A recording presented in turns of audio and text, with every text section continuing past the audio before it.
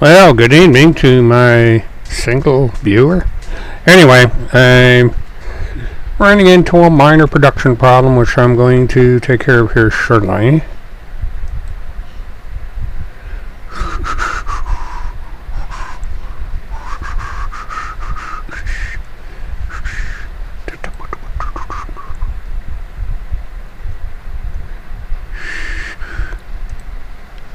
Okay.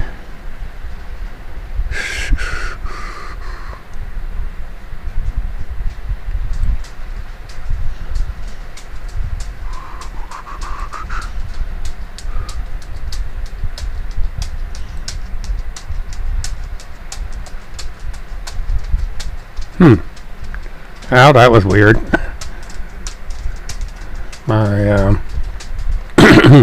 You get to see the messy room here. For some reason, I'm not getting things proper, so I'm going to have to play with this. Position.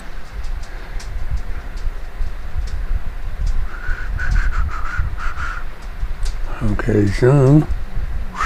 There we go. Yeah, you got to see my kind of...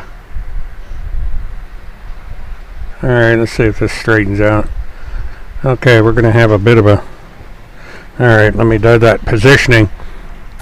Since I've only got one person viewing this, if it's just me, they have killed my audience with my format change tonight. Oh well, such is life. Position, let's see, this is... Put this over this way. This will be here. Try to keep from chopping my head. Nope, I still chop my head off here. I'm trying to get this shot straight. Boy, oh boy, oh boy. Okay. Let me... Oh, that'll be alright. Because eventually I've got to straighten this out. Yeah, that's a little better. Oh, we got two whole people. Well, this is... The nice thing about this is recorded. So people can tune into the recording, and for about the first 5 minutes, they're going to see a bunch of crap. And I'm going to be doing a lot of throat clearing. And for some reason, I got kind of a frog in my throat. It's been an extraordinarily busy day. But anyway, here we go. This is William K. Murtaugh, Witness 1, and this is the Sunday Night Murtathon. And as I announced on my blog and on Twitter through a pinned tweet there, the format of this channel has changed a little bit. Now, those of you who have been on here for any amount of time know that I tend to lean towards the Democratic side. I'm not registered Democrat. I consider myself an independent. And when I originally set this channel up, it was meant to be about a group of internet scammers who, by default, happen to be... yeah, I'm Kermit the Frog, ribbit, ribbit. I've always been told that I sound like Kermit the Frog. I'm not exactly going to go out and get myself a job working at a radio station because I make a crappy DJ, and I'm not going to be seen on CNN as an anchor because I have a crappy voice and, you know, all that. Basically, all I am is a retired truck driver that has this little YouTube channel. And as I said, when I started up this YouTube channel, it primarily had to do with a group of conspiracy theorists and sovereign citizens from primarily the state of Minnesota, the state of Wisconsin, and a couple other states. And these individuals, on a daily basis, scam people out of their hard-earned money, posting conspiracy theories, stating that they are a member of the Pentagon Pedophile Task Force, which does not exist, and the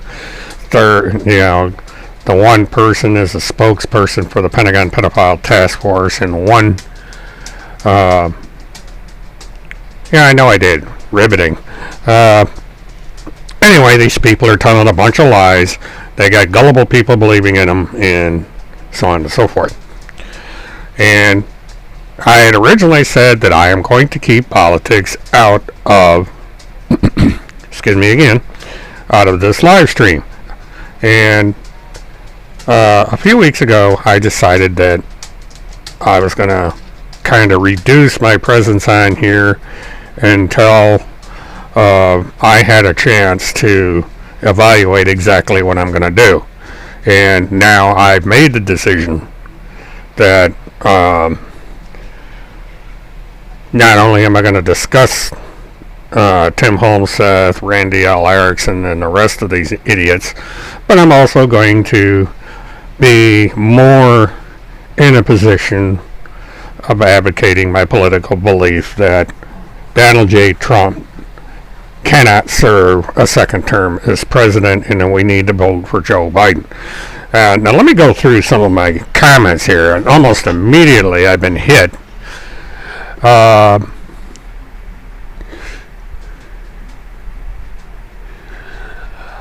Murta's a liberal. You're correct. I am a liberal. I am a little bit left of center. I've stated this 100 times, and I let my bias be known. I'm honest, which is something Tim Holmseth is not, by the way. But when I created this channel, I tried to get people not to talk about the politics of the situation, just to talk about the internet scammers, the fact that they're lying, and so on and so forth. The problem is, people would bring politics to the channel. And after a while, I decided, well, there doesn't seem to be much point in keeping politics off the channel. Now, I never said I was a Trump supporter. I never said I was anything to the right of center. It has been known for a long, long time that I am left of center. If you want to consider me a liberal, then that's fine. There is nothing wrong with being a liberal. It's certainly a heck of a lot better than being a right-wing conspiracy white supremacist.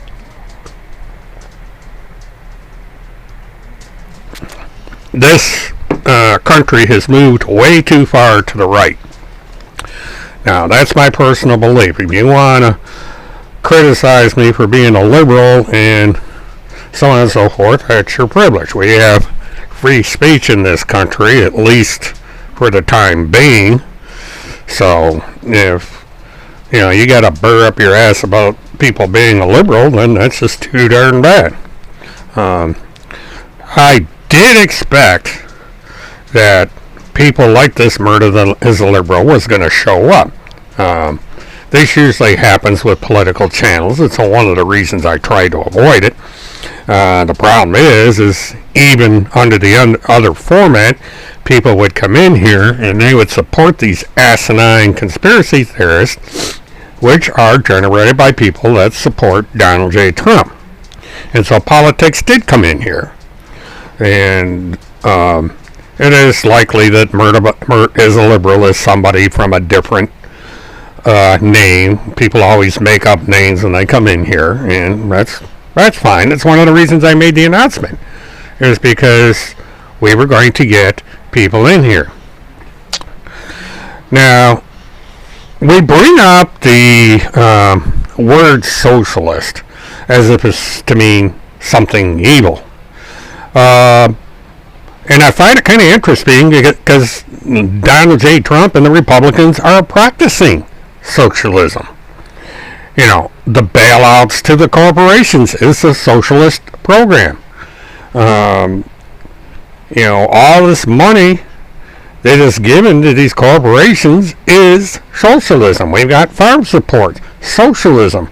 Price supports for oil, socialism. Oil subsidies, socialism, and on and on and on. So we don't have a conservative administration. It's a socialist administration, whether you want to admit it or not.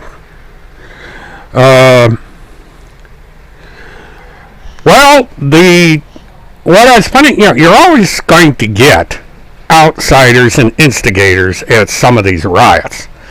Now, I don't like and I don't condone looting, burning down buildings, and all this nonsense. But, something interesting that you missed here. The person that is alleged to have set fire to the Wendy's in Atlanta is a white woman. And blacks tried to stop her. And I have seen time and time and time again on videos, even here in Orlando, of people looting and engaging in violence that were white. Now, why are white people looting in a protest that is basically a Black Lives Matter protest? It's a protest against unwarranted violence. And so that, this is the situation here. We have had violent protests in this country since before it was created. Do you remember the Boston Tea Party? That was an act of looting, and it was an act of vandalism. They threw horrific amounts of tea into the ocean. They were disguised as Indians. And that's the way this country was founded. Now, should we be going around burning buildings and destroying things? No, of course not. But people are mad. They found a black guy that was hanging from a tree. He was lynched. They dismissed it as suicide. But the KKK has used lynching for decades. So, to sit there and say, okay, the blacks are guilty or the liberals are guilty because of all these protests that are going on and the looting that's involved and so on and so forth is ridiculous. I mean, blame the looters, blame those that are engaging in the violence, but don't blame everybody. It's the same argument with law enforcement. Don't blame all of law enforcement. Blame those who do the killing and do the abusing. What has to be done is there has to be law enforcement reform. There has to be a way to train these officers to do a better job of bringing the situation under control. Sleeping it off in a car should not be a death sentence. Having possession of a $20 bill should not be a death sentence. Something is wrong in this country when the first thing a policeman does is kill somebody rather than try and contain the situation, get the defendant into custody, and let the courts decide the guilt. That's what's going on here. And, to sit there and go against the liberals because of the actions of other people is silly. Argue on the merits of what liberals believe in as a political cause. Don't exaggerate. And the same thing is true on the right. Don't exaggerate. The problem is you have elements here on the right that want to overthrow this country. And it's there. You go to some of these weird websites on there, and these people want to abolish our government. Tim Holmseth is a member of such a group. They want to completely eliminate our legal system. They want to fire all the lawyers. If the lawyers don't comply, they want to execute them. There's a man by the name of Field McConnell that's under House arrest awaiting trial for that very reason. He came out and wanted the woman arrested, sent to Gitmo, and he showed images of her decapitated. And this was all solely based on Tim Holmseth's word. Field McConnell never met the woman. Field McConnell didn't do any kind of fact-checking. He just came out and said the woman's a lawyer. She deserves to be executed. Somebody deleted the message. Interesting. But that's where we're at here.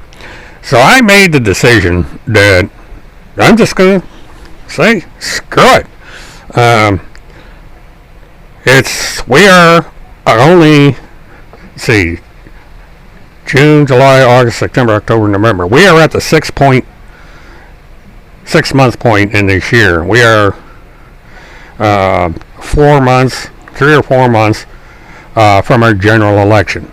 And so it's time to quit being neutral, quit sitting on the fence, and publicly go out with my political beliefs, and that's what I'm going to do on this show. Now, is this show going to be a 24-hour-a-day, 7-day-a-week campaign for Joe Biden and a blue wave? No. I'm going to discuss things in the news that have to do with what's going on in the world. Is it going to be a bias towards liberalism? Yes, because I believe in it. Excuse me.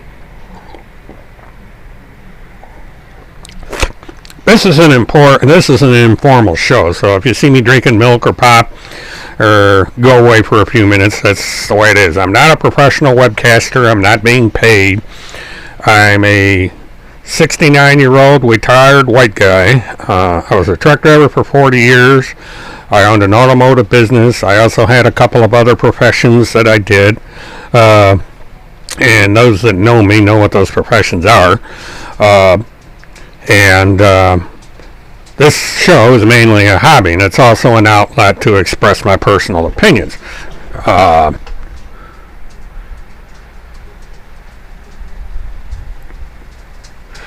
Do I support socialized health care? Well, I support something different than we have now. I do support Obamacare. I do believe that we need to do something with our health care system. If it's a single-payer system, so be it. Because what we have now and what we had before is not working. You got to have something where everybody has a chance to get affordable, adequate health care. There shouldn't be a situation where companies are making humongous amounts of money off the sickness of people.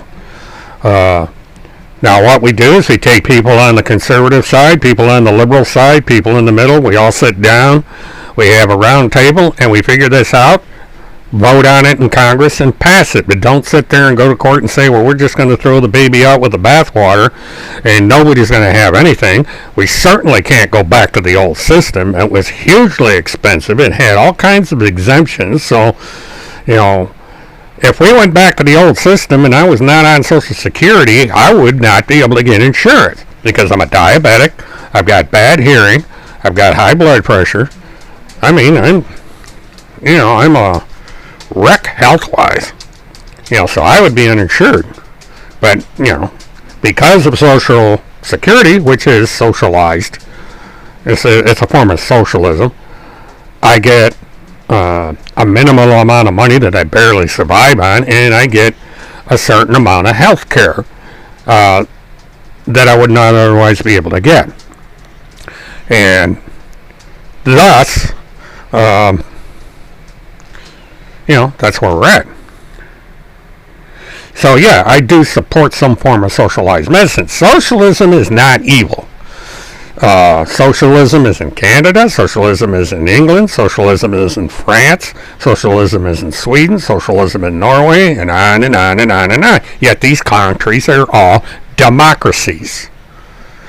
So this thing about calling socialism evil or against the American way of life is a load of crap. About 50% of this country's socialist, whether you want to admit it or not. The Green New Deal is not nonsense. Now, the one thing I am is a scientist. And scientists deal in truth. Scientists deal in facts. And the thing of it is oil is doing us damage. Windmills don't cause cancer. And so on and so forth. There is nothing wrong with a good common sense plan to green the economy. Solar power is very cost effective. It's becoming more cost effective every day. So that we should integrate a multifaceted. We should have solar, we should have wind, we should have thermal, trying to think, I can't remember the specific term, but where you use hot gases from beneath the earth to generate electricity. We have Niagara Falls, which is basically the river supplies our power. So there's that. There's all different ways that you could get power without burning things and putting crap into the atmosphere. It's that simple. The one thing that was interesting is during the height of this quarantine that we all went through is that the air quality soared. I mean, you were able to. There was a report you were able to see Mount Well, I ain't even going to try and pronounce it, but anyway, you saw that big mountain for the first time because there was no pollution in the way. So, you can sit there and whine and cry about AOC and the Green New Deal and blah-bitty, but it's common sense. And this is the thing. There's people on the right that don't give a damn about this country. They're going to let you throw oil in the water. They're going to let you drink crappy water. They're going to let you, you're going to walk down the street wheezing and coughing. Your cars are going to fade because of acid rain. Everybody remember acid rain? You used to have to paint your car every 2 years because the acid in the air from the coal would come down and it would literally wash the paint off your cars. And you had to, the auto body business is doing a fantastic business because everybody had to paint their cars every 2 years or sit there and watch them rust. I lived through that. I lived through the oil embargo. People don't realize something. We're not as energy independent as you think we are. If the Arabs decide to put another embargo in place tomorrow, this country would come to a grinding halt. Gas would go up to $4 a gallon. There would be rationing and all that stuff because we depend on the Arabs for oil. Too much of it. And foreign countries for oil. The oil we produce in the United States, we export. You understand that? The oil here in the United States, we send out. We don't bring it. We don't use it ourselves. We give it away because it's not very good oil. And we're ruining the environment to get it. We're using this shale process, which is what's causing all these damn earthquakes. It's not Marines blowing up caves with kids in them. It's oil share drilling that's doing this. We are running out of oil. It's not a renewable resource. At some point, we're not going to have any oil. So you better plan now for alternative energy, or you're going to be having to breed horses again. Well, Golden Mirror, it's like I said in my announcement. There are people here that have supported me from the beginning of this channel, and you folks are not going to agree with me because the bulk of you do not agree with the issues that I believe in. But that's what makes this country. We agree to disagree. We can have respectful debate. We can argue our points, and that's it. Now, if it's too much for you because of this outing of what everybody's already known about my philosophies, and I don't fault you if you want to leave. I thank you for being here for as long as you have, but if you feel it's necessary to leave, then I understand. It's not going to change anything. I only get 8 to 10 people in here anyway, so by changing the format of the station slightly, I'm not suffering any. I may lose a half a dozen people, but it's a risk I take.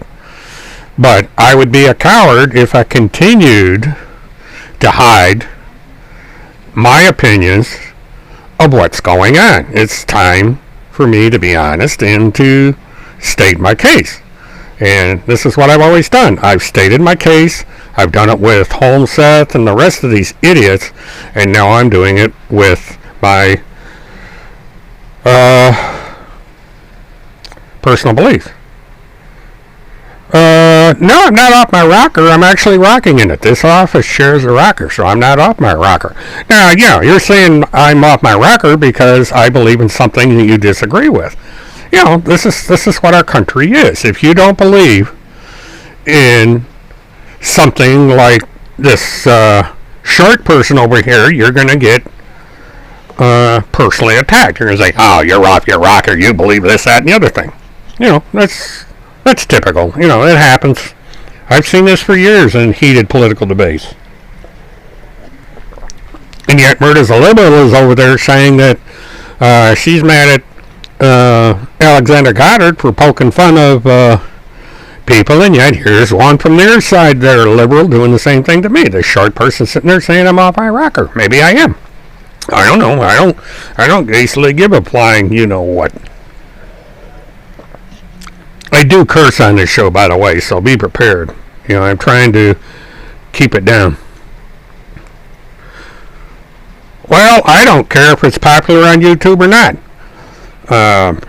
You know, people going around saying that JFK Jr. is alive just because it's popular doesn't make it true. The guy is dead. He has been dead. He will always be dead. And people that think that he's alive are a bunch of morons. Period. Yeah, if you don't like that comment, you can stick it where the sun don't shine, because I don't care. I believe in what I believe. I'm not going to go and say, okay, I'm going to start believing in JFK Jr. being alive simply to build up numbers. That's not the goal of the station. The goal of the station is for me to give my honest opinion about what I feel about the way things are going in this country and things in general.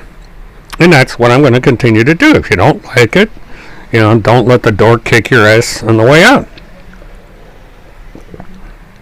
I mangled that expression, but that's basically the way I feel.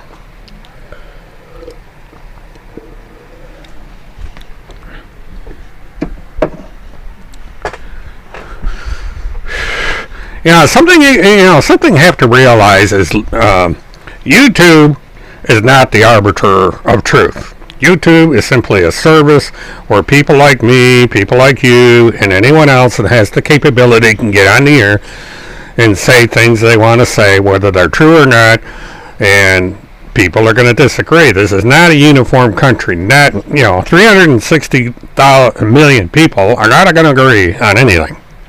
We're all going to have different opinions. And so, well, if I lose subscribers, then tough shit. I'm not on here to win or lose subscribers. If subscribers want to join the channel, fine. If they want to leave the channel, fine. That's not going to make me, I am not going to be somebody I'm not just to get subscribers. That's a false premise. You're being dishonest. You're being a liar. I started this channel with 10 subscribers. Matter of fact, I started this channel with no subscribers at all. And, I have 846 the last I checked. And if it drops back down to 10 tomorrow, then so what? I've at least been true to myself. I've been true to my convictions. And I'm true to anyone that happens to want to listen to this show or who sees the replays as they come on. I only average a couple hundred views on any of my content that I put up so far. It's gone as high as 1,000. It's gone less than 100. It goes all over the place. People are going to tune whether they, see what it's all about. They don't like it, they go somewhere else. There's millions and millions and millions and millions of channels on YouTube to choose from. I'm just but a pebble of sand on this huge beach. I'm not really. Actually, I think I am angry because I've seen things that Trump has done that just piss me off. And I also see the kind of people he's attracting. We got this guy out in Minnesota who says he's the press secretary for the Pentagon Pedophile Task Force, and he's one man away from Trump. And Trump attracts these kind of people. The dozen or so people around Mr. Holmseth are all Trump supporters. They don't even support the Republican Party. The only person they support is Trump. There's people that are saying that Vice President Pence is a clone. That he's not the original Pence. That the original Pence is either dead or in Gitmo or out of the picture, and this clone is Vice President Pence. These people are going around saying that JFK Jr. is alive and he's supposed to become Vice President of the United States. These are the kind of people that Donald Trump attracts. And I have watched, even on Fox, I said, hell, I'll go over to Fox. And the same thing is true of Fox. The things that Trump says, the thing that Trump does, the people are supporting Trump are all a bunch of loons. Now, not everybody's a loon. I mean, there's good people that, for whatever reason, support Trump, and that's fine. It's a free country. Go vote for the guy. But I'm not voting for him. But, you got people doing some things. You got these Karens going around being disgusting racist. And this is a recent phenomenon. You never saw this before. You never saw people go down the street and try to have a UPS driver fired because he's a black guy delivering packages in a white neighborhood. That's segregation. There's all kinds of stuff going on. And then you got this cop that kills the guy, murders him. And it turns out the cop knew him. They were security guards together. There had been arguments about the security guards using excessive force in a private venue. Now, I'm 69 years old. I've grown up through the evolution this country went through from the 1950s into the 1960s, into the 1970s, into the 80s, into the 90s, and now into the second decade and the second millennium. And nothing has changed. We're still the bigots and racists in this country. And it's not only blacks. I mean, you got George Takei. He's gay. He gets discriminated against. Trump just took away rights of the gay and lesbian community and the transgenders and so forth. And it's just the whole spectrum of things. And it's just, I'm going to vote the way I'm going to vote. You folks are going to vote the way you vote, and we're going to move on. Whoever gets elected president, we're going to live with the decision. We're going to live with whatever that person decides to do. I would just prefer it be somebody other than Trump.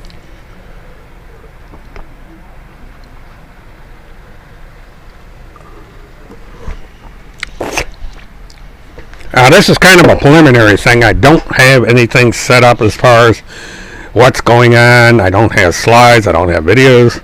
I don't have anything. This is basically just my standard Murtathon, where I sit around, I read the chats, I drink my soda, I drink my milk, and just babble for however long I decide to keep this thing on the air. And, but this is going to be a change of direction. I don't care if I have 2,000 people in here or 2 people in here. I'm going to come in here, I'll do a monologue. If there's nobody in here, I'll just do it and let it be recorded.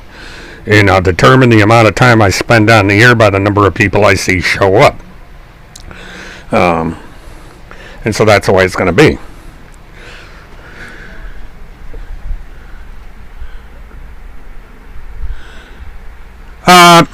Well, Levi, you know why. It has nothing to do with politics.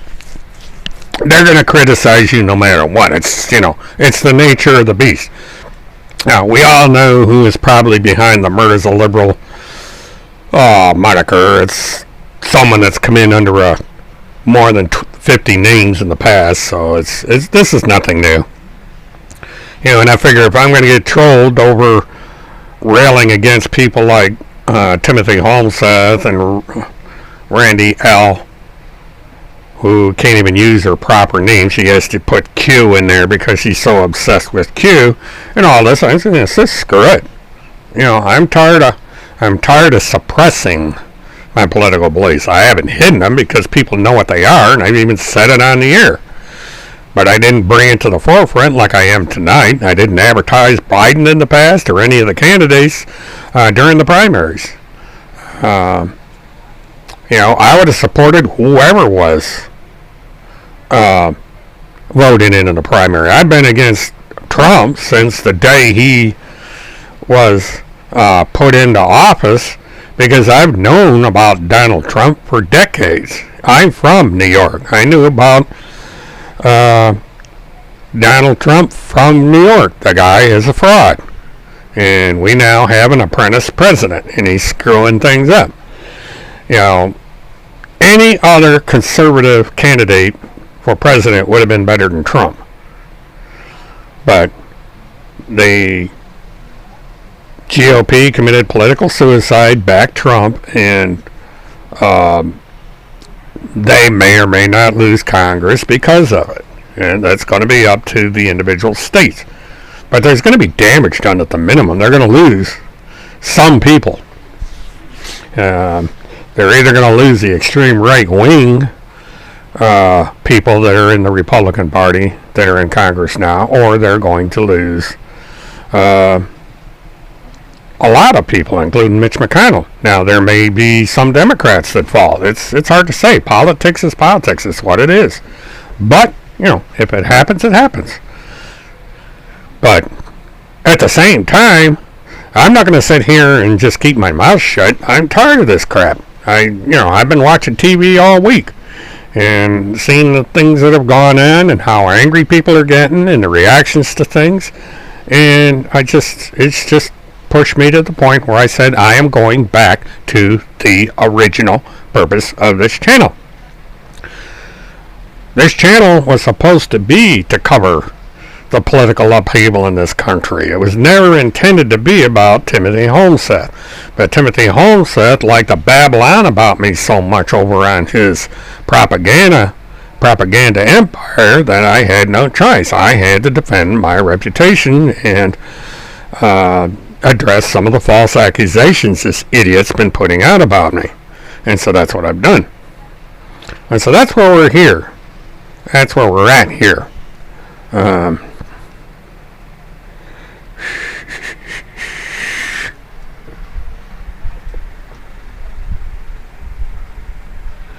Well, Murtathon's a liberal. There is such a thing as the right to choose in this country. So if somebody gives money to a political candidate, that's their business. If we knew your real name, we could probably figure out who you contributed to. If you're contributing, maybe you're too cheap to even give anybody any money. People have a right in this country to support whatever candidate they want.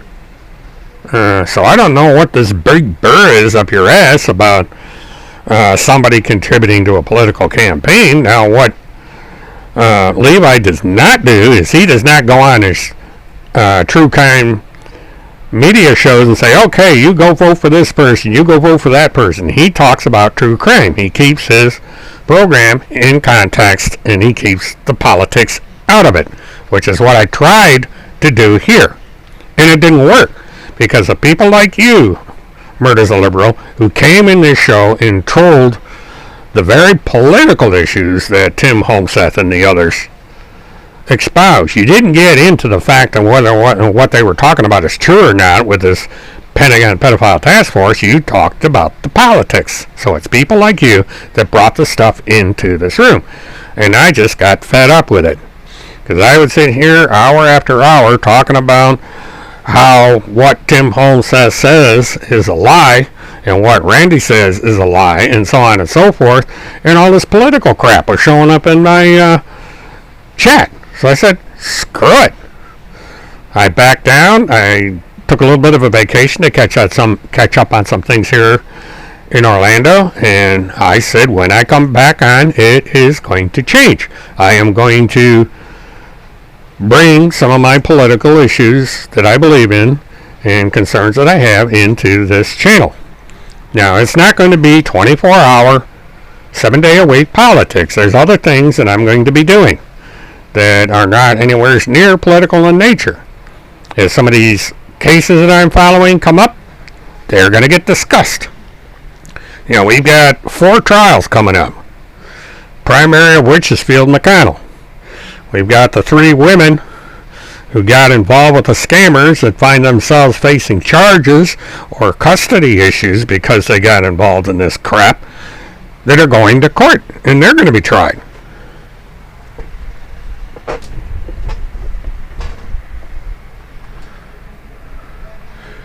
And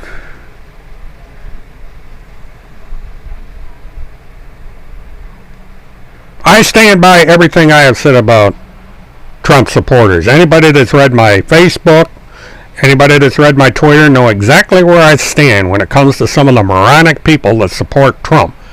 When you address the fact that Trump is being accused by a whole bunch of women various sex crimes, one of which includes sexual assault of a minor, which is a pedophile. Trump has been seen in video after video with Epstein, yet the Trump supporters don't care. I mean, he's given a pass about everything. But if somebody like Barack Obama goes around in a tan suit, he gets crucified. I went through the 8 years with Barack Obama, and I see what they did to Barack Obama. You know, what is being done to Donald Trump by his critics is nothing, absolutely nothing compared to what was done to Barack Obama. You know, the truth doesn't lie. There is proof of this day after day after day, even on the Fox channel. Well, again, murder's liberal, so what? People give to the Democratic Party, people give to the Republican Party, people give to the Green Party, people give to this party, that party. This is a fundamental right in this country. It's the right to support whoever it is you want to support. If Kim Boccasio's a Democrat, so what? I know people that are Republicans. So what? You choose who you believe in. You advocate for who you believe in. November 3rd, everybody will decide, and somebody will win and somebody will lose, and we move on. It's been this way in this country since it was formed in 1776, and it will be that way until someone decides democracy doesn't work anymore. So, you know, I don't understand, you know, why it's such a big deal to you that people contribute to a certain political party other than you just want to troll this channel.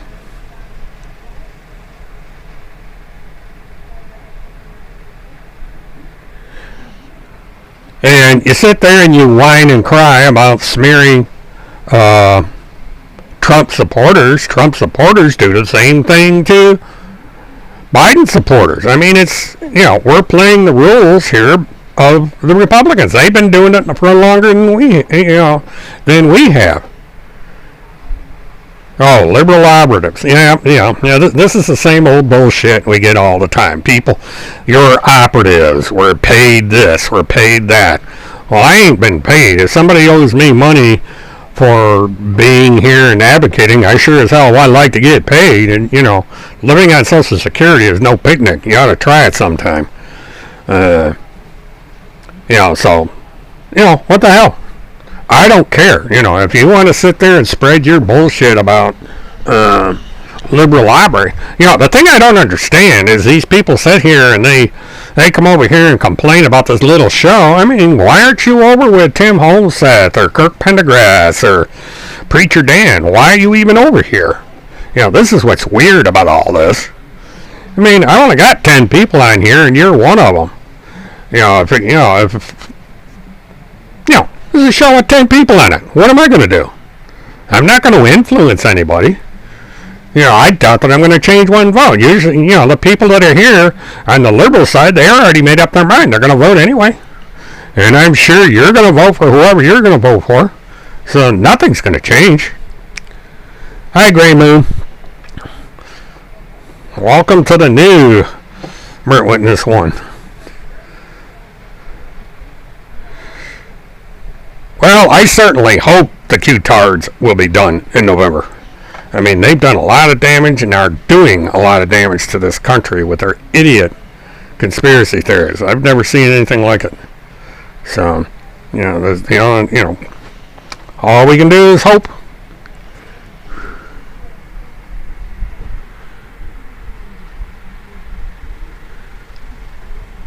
Well, for one thing, Mr. or Ms. Murder's a liberal, you've just shown yourself as a bigot. Not only are you a racist, you're a bigot. This calling Elizabeth Warren a bigot is nothing, calling her Pocahontas is nothing more than bigotry. She may or may not have a percentage of Indian in her blood. But that's no excuse for being a bigot. And quite not, she was a candidate for president. She lost the primary. But it's her right to run, and it's her right. Instead of talking about Elizabeth Warren's political stands and social beliefs and so on and so forth, you just say, she's Pocahontas. That's bigotry. And this is one of the things I don't like about Trump supporters. They're bigots. And people like you prove it. So, I guess you're proud of being a bigot.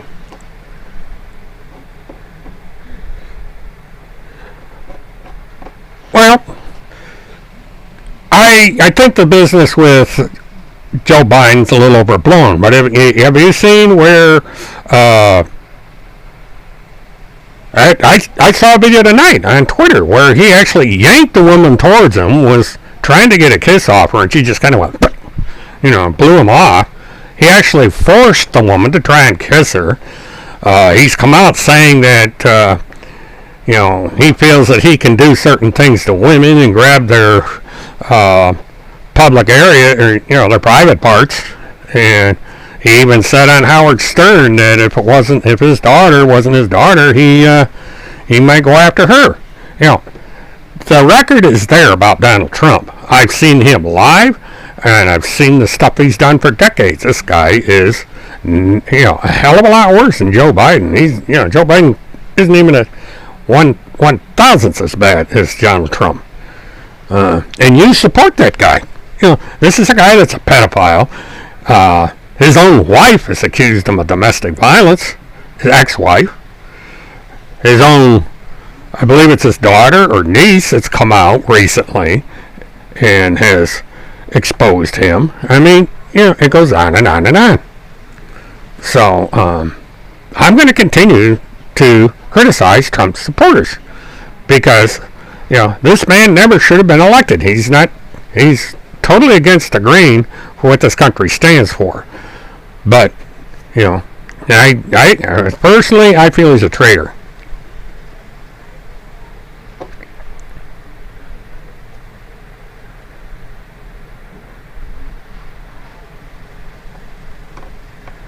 Yeah, where are all these mole children? Where are the pictures of the caves in California and the tunnels under New York City and the fish people and the lizard people and all these things? None of this stuff has come out. And this is why, these are the kind of people that voted for Donald Trump, or claimed they did.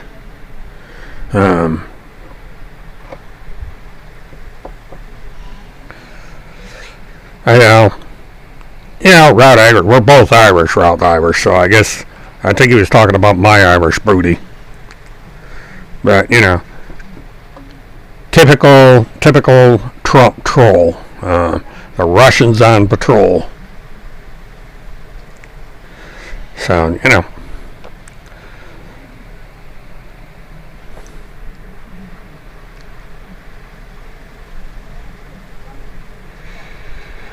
Murta's liberal. Are you wealthy? I mean, do you have over, let's see, what is it, $100 million? Do you realize that in 1959, millionaires paid the bulk of taxes in this country? Businesses paid the bulk of the taxes in this country. Do you realize now it's you and me and everybody else that's paying the bulk of the taxes, and corporate America pays hardly anything? You ought to do some research. I have. I've done a lot of it. Decades of it. And the corporations, the multimillionaires like Bezos and the rest of them, they pay hardly any taxes because they have the kind of tax loopholes that we don't have. Bezos might be a trillionaire before long. He's getting real close. He got delayed a little bit because of his divorce, but the guy's going to be a trillionaire. You have any idea how much money that is? And he's not going to pay that much in taxes on that because he can make all these deductions. And so, and the rest of us, we got to pay our taxes. So, we're paying for this country. The millionaires and the billionaires aren't.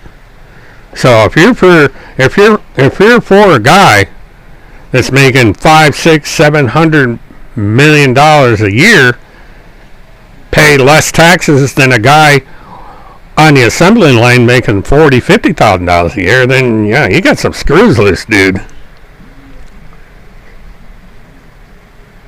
So I support the wealth tax because it would be turning the tax thing that Trump got through Congress was the biggest giveaway in the history of this country. And the problems we're having now is a direct result of it.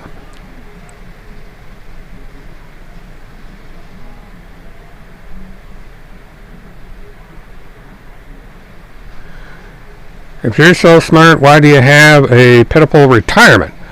Well, because I live paycheck to paycheck. I can't come up with the kind of money that somebody making $200,000, $300,000, $400,000 a year can. Because, the lower you go on the income scale, the less discretionary money you had. Now, I was doing pretty good when I had my dealership. But a combination of factors back in the recession we had in 2008, 2009 killed that business. And the retirement account that I had to go elsewhere. So, I guess maybe I'm not that smart. I never said I was smart. I was a truck driver. That's the dumbest thing you can do because you work 100 hours a week. You're away from home 2 weeks at a time. And your per hour wage is less than a server at McDonald's. And by the time you get through paying your meals, your laundry, and other expenses that are going over the road, you're not left with very much. So it was, for 40 years, it was a stupid thing that I did being a truck driver.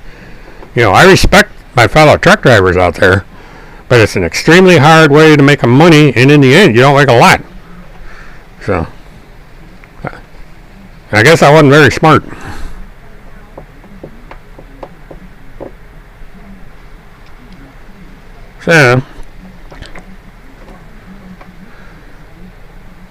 So far, my move to this format hasn't gone either way. My numbers are staying exactly the same. So, the only thing I can do is see what happens with my subscriber count. If people start running away, then, I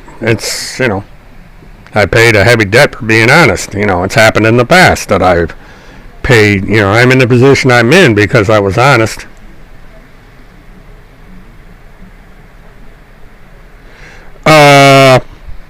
Well, that's defamation. I never ripped off anybody. The ad you see over on Topics was put there by a woman who was mad that I wouldn't go in with a book deal. And you can get online and you can put anything up there. And proving it is a hard thing. I've got people calling me up every day wanting to know if I can get them a car, because I used to deal in antique and specialty automobiles, like the kind that Phil McConnell has in his barn. That was 1/3 of my business. I didn't do that much on the retail side. That was my business partner that did that. I was a wholesaler. I used to lease specialty vehicles, namely live trucks. And I dealt, as I just said, in antique and special interest automobiles. And the people that I deal with in that arena of the business are extremely fussy. And it's a very closed network where word gets around. So if I screw somebody over in that industry, I'm not going to be in business very long. But if I do somebody good, the word gets around. So I still get calls, still get emails from people wanting me to find them antique cars, specialty cars. I still get calls from my customers in the business wanting me to engineer and lease them live trucks. But I've sold that end of the business off. So Luke, you're a liar. That's all I can say. But I'm no longer in business, so it doesn't matter anyway. Yeah, you're right, Levi. It is socialism for the rich. These people don't understand that. They don't understand that when you guarantee the price of a crop, the price of oil, the price of this and the price of that, that's socialism. So, people gotta start thinking. We can throw words around all day. We can throw around socialism, communism, thisism, thatism. But you gotta understand what these words are in the context that they're in. Just because somebody's a socialist doesn't mean they're against the United States. It means they're in favor of a certain way of doing things. And every government is socialist to some extent. The United States is socialist to some extent, and so is Canada, France, the United Kingdom, Norway, Sweden, the Netherlands, and on and on and on and on. But they're also democracies. They have the right to vote. They have First Amendment rights of varying degrees. Ours is rather unique in that regard. But generally, they're for free speech and so on. But this country is unique in that we favor business more than we favor our citizens. And it's a trend that's been going on for quite a long time. And it's got to change. Now, it's interesting you look at Russia. You don't like Russia. I don't like Russia. But guess how Russia was formed? Guess how the USSR was formed? It was formed because people got pissed off at the rich.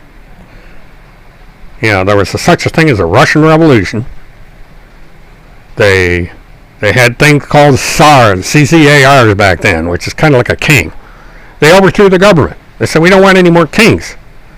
And they came up with something close to a democracy. It wasn't that, it was a communist socialist, which is a variant of socialism. It's communism using socialism to run their government. But it's also the closest thing to a dictatorship. And now we have just Russian. And they have a semi-free enterprise system. They went to capitalism to a small extent. But they're still a socialist form of government, and they're also a dictatorship. So, Putin's trying to get past his mandated, the 1917 revolution, the Russian Revolution. They celebrate it every May. And they just said, screw the rich. And France is the same way. Where do you think let 'em eat cake came from? That was the French Revolution. You had the Russian Revolution, you had the French Revolution. These people decided we're not going to be ruled by monarchs. We're going to decide our own fate. We're going to have elections. We're going to have a parliamentary system of government, which is what, England, France, to some extent Russia, have a parliamentary form of government. In Russia, they have both a prime minister and a president. England has prime ministers, and most of the companies throughout the world have prime ministers. There may be some countries that have presidents, but for the most part, they're prime ministers, and they use the parliamentary form of government.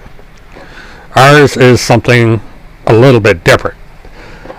We have Congress, and we have the courts. So, but it helps to understand world history and American history when you want to decide where you stand on either side of the political fence, or the political circle as it's known. Because you've got varying degrees to the left, you got varying degrees to the right. There's not just, you're either a liberal or a conservative. No, you can be a liberal, you can be a moderate, you can be an independent, and over on the right, you can be a conservative, ultra-conservative, or way over to the right. It's a spectrum. And decisions are made according to where people stand on particular issues, and a combination of where they stand. You have single issue voters, where if a person is pro-choice, they go this direction. If they're anti-choice, they go the other way.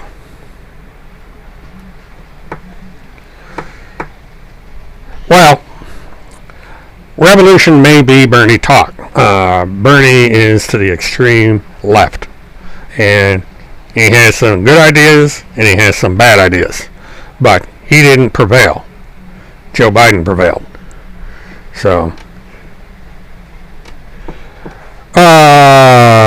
boy. I will be right back.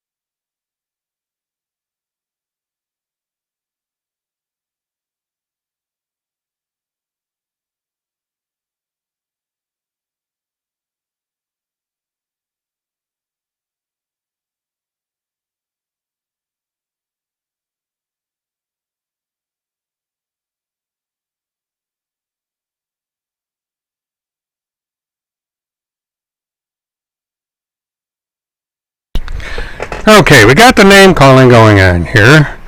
And calling somebody a communist because they don't support Trump. Who is Kim? President Kim. Is he a Democrat?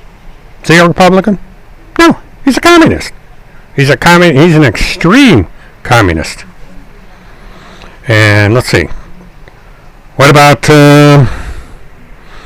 Vladimir Putin? What's he? He's a Russian. Now, Russia has moved away to some degree from pure communism, but it's still kind of sort of a communism. You know, the number one party in Russia, who's no longer part of the Union USSR, is the Communist Party. If you're not a member of the Communist Party, you ain't shit. It's going to be hard for you to get a job. You're going to be crucified. So, for all intents and purposes, Vladimir Putin is a communist. And who is Vladimir Putin's best friend? Donald J. Trump. He sings the praises of Vladimir Putin. I've seen dozens upon dozens of times. He says, oh, Russia does this great. Russia does that great. Because, you know, if it wasn't for Russia, we wouldn't be in outer space. You know, the Dragon that was launched here in Florida, that's the first time we've had a manned mission on this soil in decades. Because we ceded that to the Russians. We ceded our leadership in space to the Russians.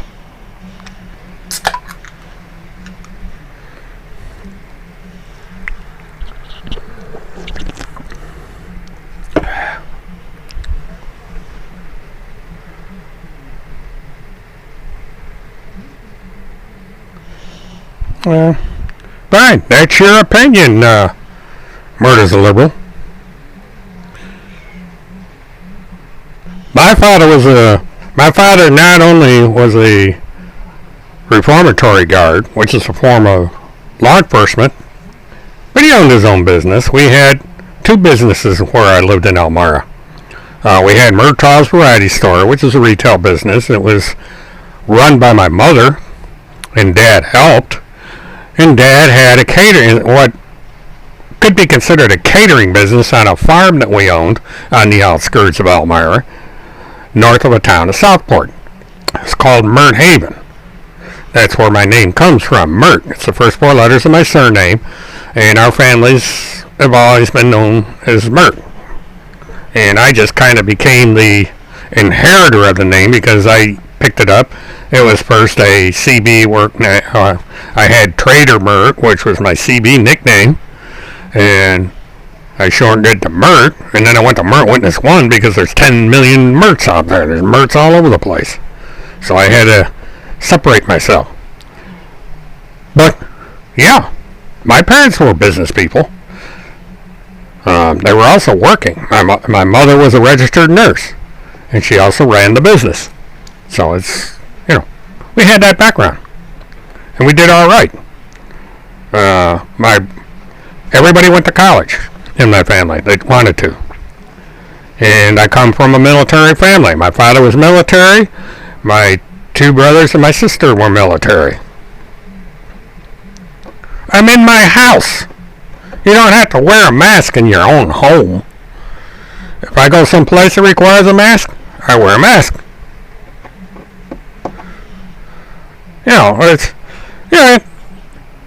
What you're doing is just espousing bullshit here. You're not even engaging in a good debate.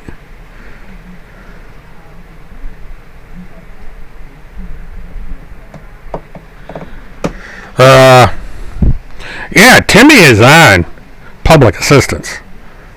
He's admitted that. And,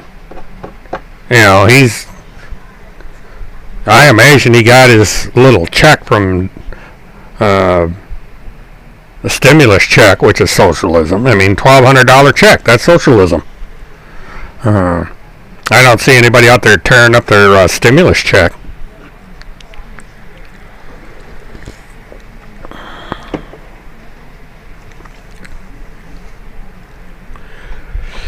Well, see, here's the problem, Murder's a Liberal. We don't know who you are.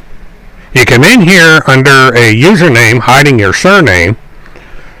So, we have to make assumptions of some kind. I mean, Timothy Holmseth is the biggest Trump supporter on the planet.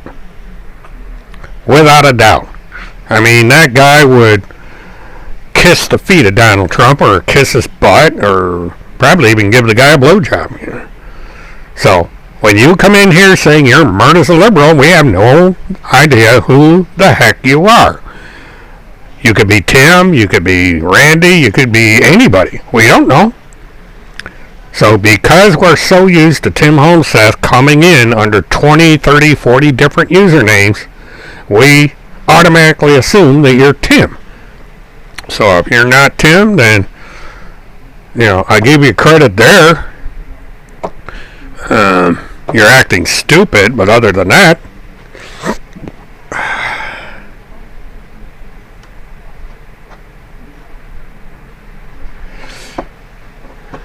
because Tim Holmseth doesn't deserve to be on SSDI. Timothy Holmseth has demonstrated through his social media talent that he is fully capable of holding a job and is not disabled. There's no reason for Tim Holmseth to be on SSDI. And if Trump gets his way, Tim will no longer be on SSDI. That's one of the things that Donald Trump wants to eliminate it. He wants to make it harder and harder and harder for people to get on SSDI and on Social Security. So, Timothy had better watch out, because if Donald Trump gets another 4 years in office, he's screwed, and screwed big time. People need to understand what they stand to lose if Trump gets reelected. You may find out the hard way.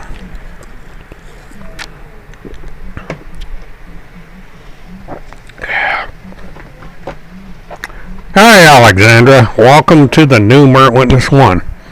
Uh, kind of decided to get politically honest here since everybody has been discussing politics on my channel for months. Yes, Alexandra Goddard is a German national. She's here, just like the rest of us are here. I'm Irish. My ancestors are from Ireland. Alex's ancestors are from Germany. She was born in Germany.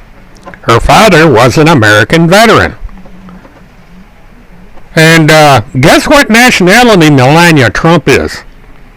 Care to guess? She ain't Irish. You know, before you start going around criticizing people for where they're from, you might want to do some research as to who's here and under what status they're in here under. Now, Alexandra and I were not friends in the beginning, but we're friends now because we're honest with each other. And, you know, the one thing I don't fault Alexandra Goddard being here. She came here legally. She did what's required. She pays a lot of money to stay here. You know, getting a green card periodically is an expensive process, even if you've been here. So, you know, before you knock people down for their country of origin, you might want to do some research as to the hurdles they had to jump to get over here. Yeah, she's from Slovenia. You know, that's... You know, she came over here, took some clothes off, got a genius visa, and the rest is history.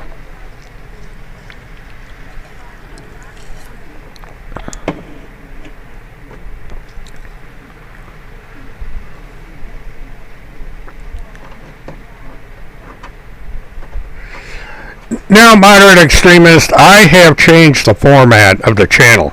This is now a political channel. We're going to be a little bit looser in what's allowed here, as long as people don't get overly abusive. I'm going to let this go. Because one thing it does show, it shows the mindset of a Trump supporter.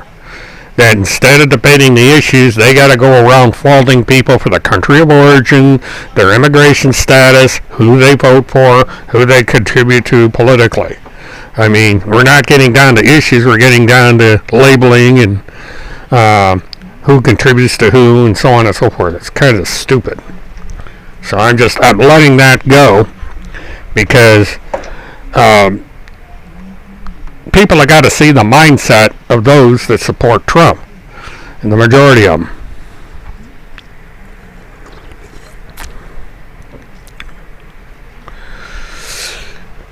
Well, Murray's a liberal. You got to understand something. Moderate extremist operates basically by my wishes. If I tell this person not to ban, they're not going to ban. He's here to help. So, you know, if anybody's to blame for somebody getting mocked off this channel, it's going to be me because I set the rules, and somebody comes in here and volunteering to be a moderator for me, I appreciate their help, and they are going to do what I tell them to do, and I appreciate that because I've had moderators in the past that decided they're going to go off and divide me, and that's not going to happen. So... You know, Murtath's liberal, I really don't care who you are. If you are against Tim Holmseth, you're a friend of mine. You know, we may disagree politically, which is fine, but I wish you would argue on the issues instead of calling people's names and questioning their nationality. Yeah, we're going to bash each other. That's the nature of politics. There's people over on the right that bash me and bash the left as much as there is people on the left that bash people in your political spectrum. It's just the way things go. It's been this way since the beginning. So, but, you know, what I'm trying to do, moderate, is I'm giving these people latitude because they're only damaging themselves. Because people on the outside are going to see the attitude of people like that, and they're going to make a judgment based on their attitude. And I'm not going to dictate what that judgment will be. If they want to agree with this person, then so be it. But politics has always been a rough and tumble business, and if you're going to get into politics and discussing politics, regardless if you're a retired truck driver or a candidate, you're going to have to put up with some guff. And so I expected this when I made the change.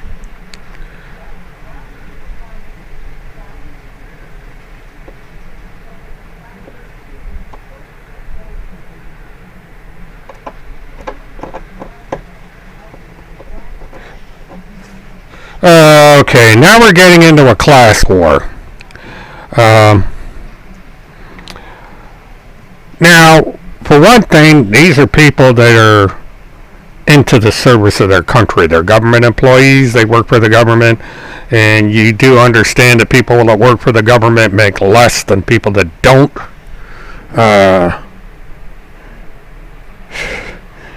Again, you're getting in to an area where, what difference does it make what somebody's parents make?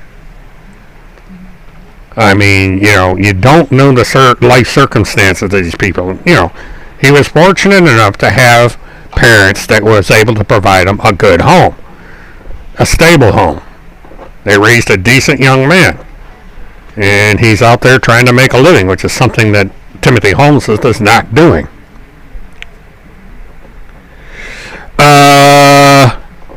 No, she is not.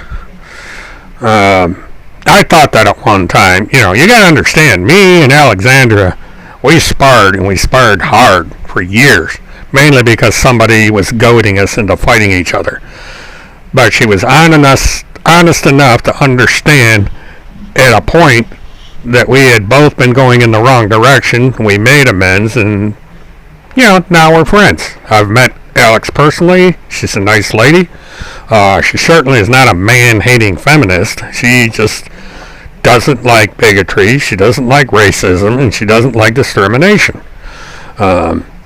She's not an extreme feminist. She's not going to go out there and burn her bra. Or at least I don't think she's going to. But but she has a point of view, and she expresses it quite bluntly. And if you don't like it, that's just tough shit.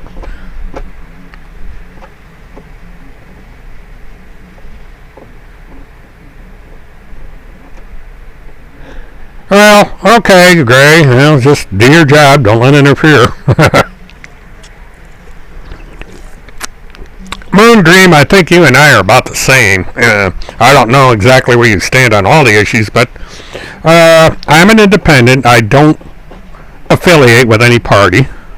I have supported certain issues that the Republicans have supported in the past, but I've always voted Democrat. We do have conservative Democrats. People seem to forget that. Well, sorry to hear that you're unsubbing. I appreciate you hanging around for as long as you have, and I wish you well.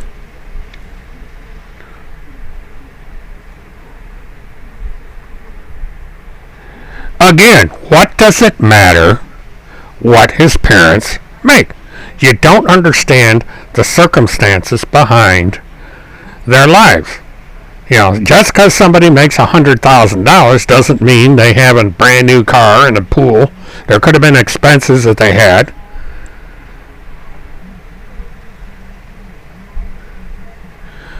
Well, that's fine, Gray. You're free to choose what side of the political spectrum you're on. I respect that. I mean, we are an equally divided country. There are people on the left, there are people on the right, and there are people in the middle. I happen to be in the middle.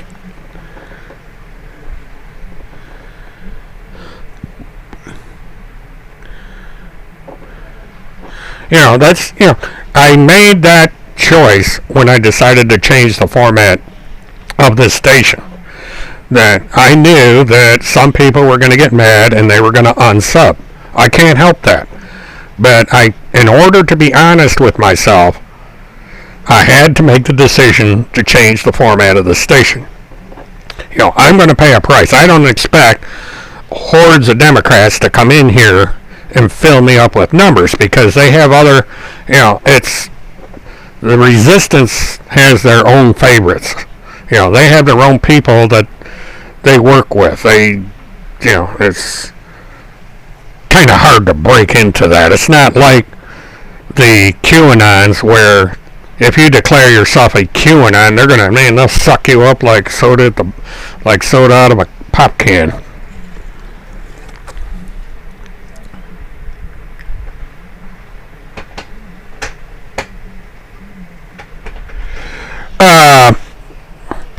Sorry, that doesn't jive. Murta's a liberal. Number one, Kim is a lawyer. And number two, she's a strong believer in the rule of law, something that Timothy is not. If Timothy had not run away like a coward, he might be in prison. Phil McConnell is under house arrest right now because he broke the law. There are Democrats that are for the rule of law just like there are Republicans that are for the rule of law. The approach is what is different. Now, Democrats just don't happen to support the death sentence for sleeping in a car. The Democrats don't support the death sentence for having a $20 bill that may or may not be counterfeit.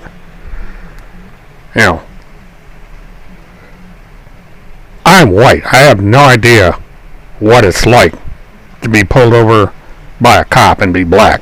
I've been pulled over by cops when I was a truck driver. They pull you over all the time. They want to check your logbook. I never once feared getting shot or having some cop put his knee on my neck. I gave my license, my registration, and my logbook, and that was it. Now, I know black truck drivers that had a lot of problems with the DOT, especially down here in the South. So, there needs to be an adjustment made to law enforcement. And they need to learn how to handle things without pulling out a gun and shooting somebody in the back.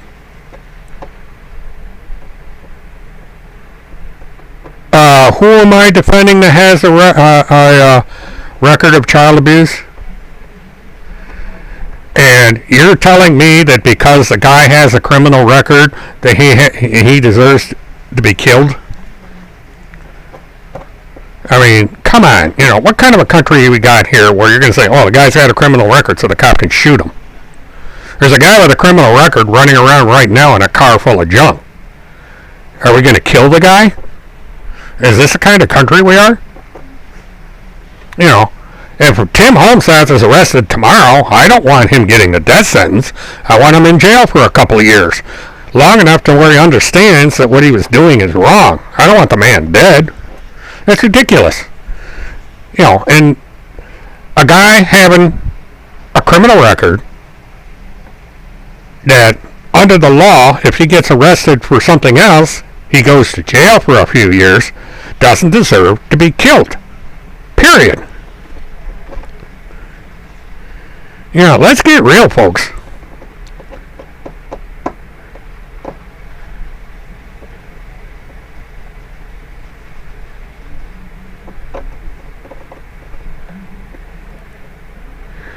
I saw that video. Now, there's a couple things I noticed, and I interact with police all the time. Not on this channel, but somewhere else. And we had a discussion about this incident. And they told me these are seasoned Orange County deputies. What that man did was wrong. That they had the car. They had his license, the registration of the car. They knew who he was. They knew where he was going. The taser is not a lethal weapon. It's a one-shot pony. Once you discharge a taser, it's done. Because it shoots the little stringy barb things on. Once those barbs are gone, they're gone. You don't reload a taser. You have to go through a convoluted process to reset. I've personally seen the taser they've used in that incident. And they shot to kill. They didn't shoot him in the leg. They shot to kill. There's a difference. It's excessive force. Now, they'll get their day in court. They have a strong union in Georgia, and we'll see where it goes. We have due process in this country, and they will get their due process. They'll go out, hire some high-dollar union lawyer, and they'll go to court, and we'll see what happens. But they also, when they turn 50 years old, they get a nice big fat pension. They get $1 million in a lifetime. So I don't feel sorry for those cops.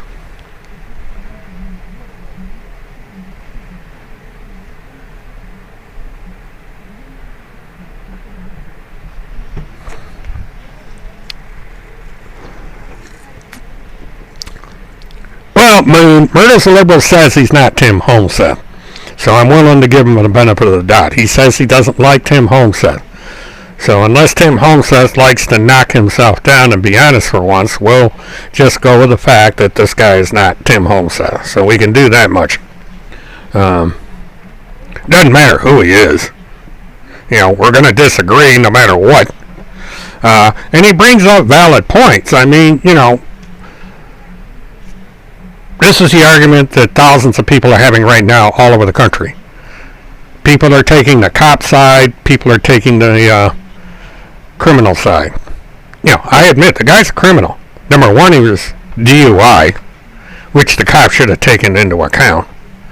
But it goes to training. I think that there could be training, and people I know in law enforcement agree with me. There's some that don't, but most do, that if those cops had been trained the way they are here in Orange County, that man would be alive today.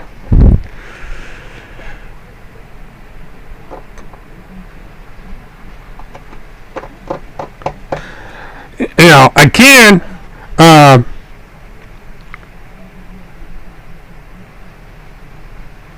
don't know as if it is that important to be arguing about money. Now, $100,000 a year is not a huge amount of money. It's more money than I'm making now. My Social Security, I'm less than $20,000 a year in my Social Security. And, we don't know the expenses that somebody making $100,000 has. Number one, if your gross income is $100,000, it's not going to be your net income because your tax liability is going to be that much higher. So if you got $20,000 a year coming, or $100,000 a year coming in, you may walk away with $80,000. That's number one. And then if these people went to college, they're paying off college loans.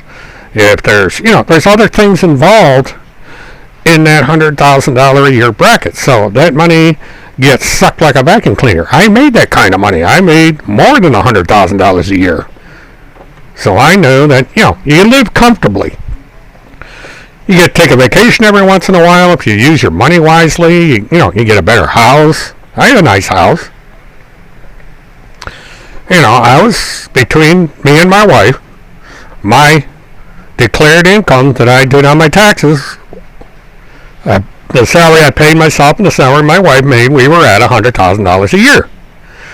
The recession hit. I lost my wife. She died. Boom, that was the end of my income. The bills I had were based on $100,000 a year. The money wasn't there to pay them. So, here I am. I'm on Social Security. I'm living in a 30-year-old mobile home. End of story. Well, it's getting to the point where you can't live in $100,000 in Florida either. At least not a decent life. It's hard to find something down here that pays $100,000, but, Florida's not exactly the highest paying state in the country.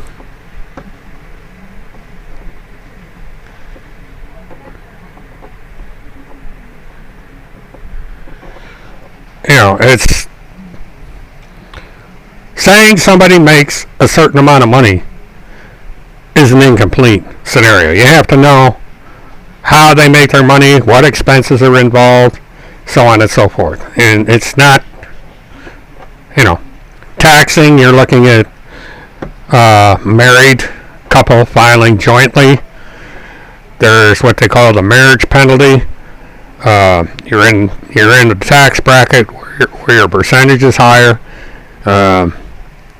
It's a funny area of income. It's better to make a little bit more or a little bit less than $100,000 instead of exactly $100,000. It's, look at the tax table sometime and look at what you can deduct at that income level. It's really interesting. And now you can't deduct mortgage interest anymore. And Tennessee has an income tax, or at least I think it does. Florida does not, but we also have crap wages down here. People thinking of moving to Florida better find out what they're going to get paid when they get down here. They're being for a shock. Hi, Nan. Welcome to the show. Thanks for all your updates, by the way. I do read them. I just today especially, I had a real busy day. I have an old 2008 Ford Escape that I use as a camera car. And the car's been acting up, and it spent the better part of 3 days trying to straighten that piece of crap out, and I finally got it fixed.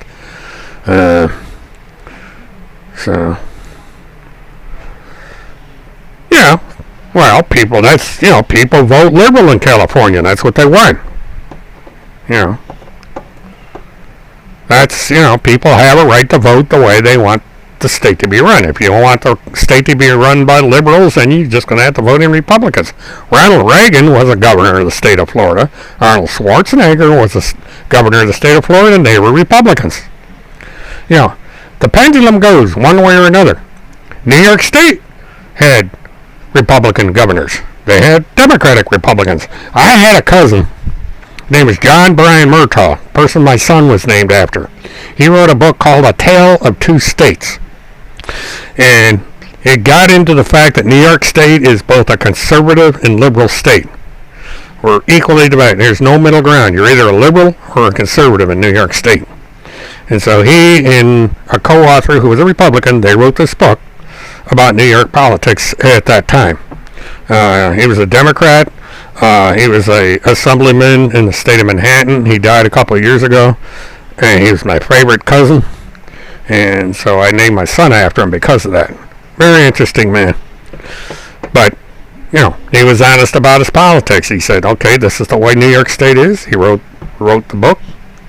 And that was that. But, so California, if they want to vote liberal, they'll vote liberal. You got Republicans from California. That character that's suing a fake cow is a Republican, the last I knew.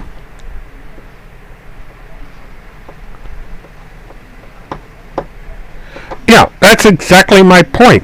It's politicians like Mitch McConnell and some of these other clowns on the Republican side. Now, I agree. We've had Democrats that have been corrupt, but we weed them out. Republicans, they seem to want to keep them in. Well, that might be true, Nan, but look at Donald Trump. This is a guy that bragged about grabbing women's sexual organs. The P word. He walked into a dressing room of teenagers.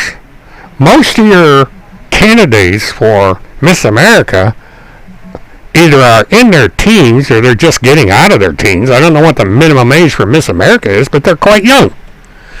And the guy walks into the dressing room. So, if Joe Biden were to be proven tomorrow to have molested a child, I would call for his arrest and conviction. But there's no charges have been made, no proof. Trump, even his ex-wife, says that he's engaged in sexual misconduct. And, that's just the way it is. He's gotten away with a hell of a lot. If Barack Obama had pulled 1/10 of the stunts, or even Hillary Clinton had pulled 1/10 of the crap that Donald Trump has pulled, they'd be out of office today. They would have been impeached the first 6 months of their administration. That would have been the end of it. But, the Republicans refuse to give up Trump. They're scared.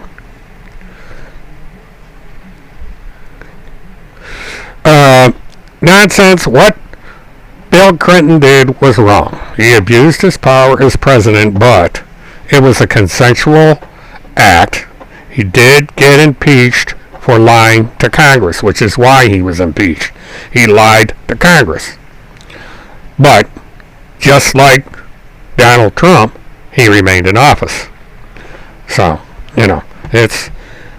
it's very hard to remove a sitting president from office. The only way you can get him out is to vote him out. It's just a fact of life.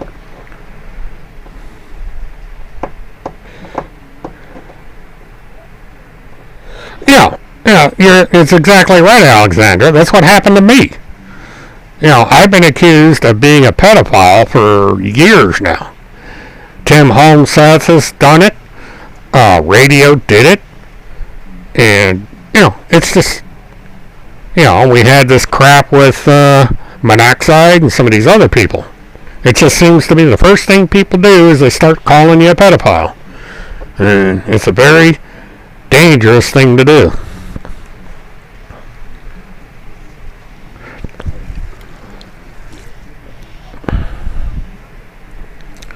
Well, I'll tell you, if millennials know nothing, they better start learning, because they're the generation that's going to be taking over this country someday. I mean, I'm in a generation that's going to be in the past before very long. I think Joe Biden or Donald Trump are going to be the last president elected from this generation. It's going to be a new generation next cycle. The new generations are coming up. And some of them, we're going to have Gen X, we're going to have millennials, we're going to have all these new generations.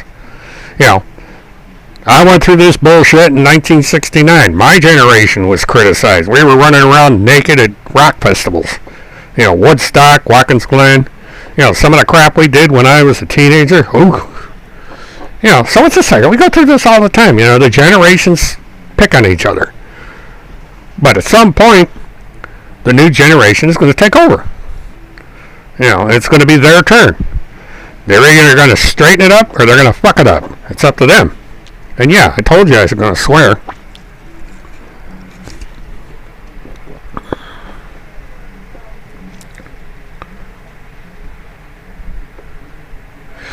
That's correct, Alex. That's the one thing you never did. I mean, you called me every name in the book, and I called you every name of the book, and we went around like two cats in an alley. But in the end, we saw the truth, we shook hands, agreed to disagree, and the rest is history. People go through that kind of a cycle. You sit there and you spar with each other until you realize it's not worth it. Let's sit down, see where the problem is, and work it out. That's what we did. And we found out that we're being played by a third and fourth party in the process. And it's a learning experience. But this is a problem with the internet, is people rush to judgment in a lot of cases. They sit there and say, okay, bam, I saw this thing on the internet about this person, I'm going to condemn him right there, instead of finding the context and the source of the information. This is what people need to start doing. I don't automatically say, okay, everything I say about Tim Holmseth is true. I say, do your homework, go see what he's talking about, go see what people have said about him, and then judge for yourself. And a lot of people have gone over seeing what Holmseth has said and done, and they say, God, that guy's out of his mind. And then there's a rare individual that says, oh, he's the greatest thing since God, so they go over to his side. And the thing of it is if you're going to accuse somebody, like Alex just said, you better have proof, because then you're getting into defamation, libel, and everything else.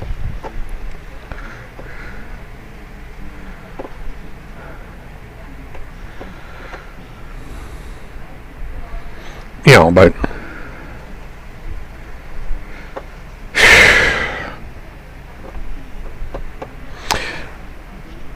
the thing of it is we get into something here. We compartmentalize people. You're a liberal, you're a conservative, you're this, you're that. But when you boil it down, we're a mixture, because all of us are going to believe in something that's on the conservative side. Some of us are going to believe in things on the liberal side. because there's a mix there. Because you're going to believe in something that affects you personally. And there's things that affect you personally that you agree with or disagree with that come from past actions by those that run this country that are from all walks of life. And it gets mixed into this big soup. So you can't be a political purist. But what you can do is you can decide who you're going to support, either locally or nationally. In this case, I support Biden. Because I agree with some of the things that Biden says, and he is not that far to the left. People don't understand. Biden is not as liberal as he's made out to be. If you study his record in the past, he is a moderate. And he's compromised with Republicans and vice versa. He has an ability to work with all sides. And he gets compromised, which is what you have to do. You have to compromise. You can't just say, well, he's a Democrat and I'm not going to do anything the Democrat wants, or he's a Republican and I'm not going to do anything the Republican wants. You debate, you compromise, you settle the score, and you move on. That's what you need to do. It's the way this country's worked since its founding, and it's the way it will work if we get some common sense back into this country.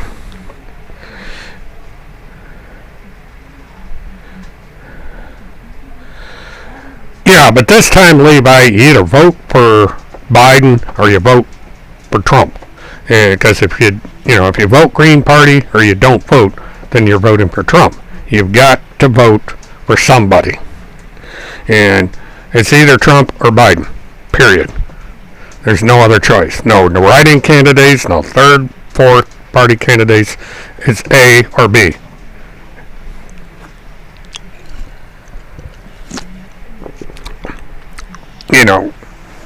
Biden was not my candidate of choice. I had a feeling he was going to be the one, but he was not my candidate of choice. But, Biden's the man, so Biden's the one I'm going with. I would have preferred somebody younger than Biden. But, nonsense, I have no idea who that person is. They claim not to be Tim Holmseth, so I'm taking that person's word.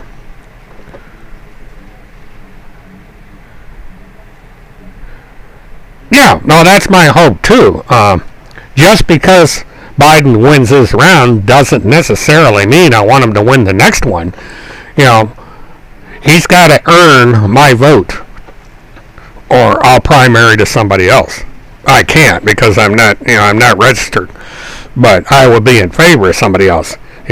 I am willing to give Biden a chance based on the fact that he's an experienced person.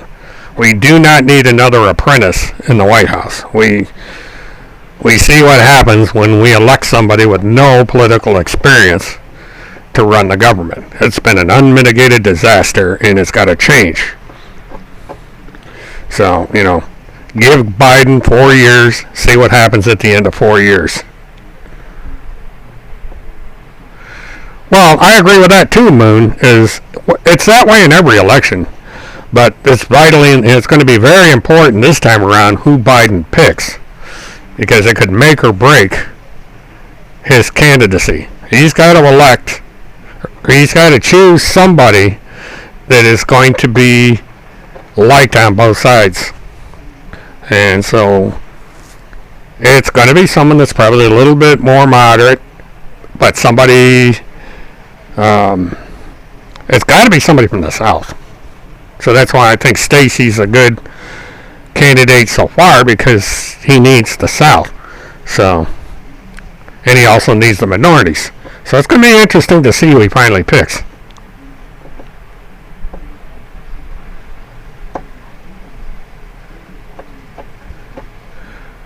Who else is who going to use and name in their handle? Oh, I don't know. This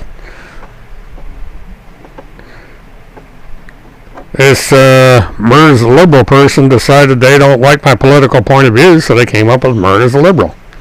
It's not entirely accurate, but, I guess since I'm favoring a candidate that's said to be liberal, and I support some of the things on the progressive platform, then I'm a liberal. I'm not ashamed of it. Well, if she's not, it's too bad. She would have been a good vice president, but I don't know. I don't have accurate information as to who's on the final round. I don't think this is the final round. I think the circle of candidates is getting smaller. So, and since this is my very first day of concentrating on political issues, I'm going to have to bone up on some things. And one of them is keeping track of who Joe Biden is considering for vice president. He's committed himself to a female president. I think he's committed himself to a woman of color. So that narrows it down. I like Stacey Abrams, but I also like some of the other people. So I'm going to wait and see what comes out. I think Stacey would have been an excellent governor for the state of Georgia. I think they've got a moron running things up there. We've seen what happens because we've got a Republican running the state of Georgia.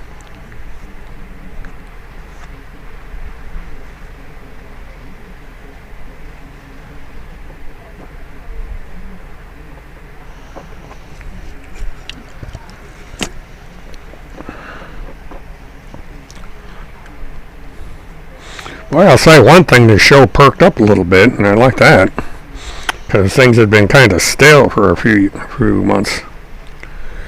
Because one thing I like is, kind of a lively discussion.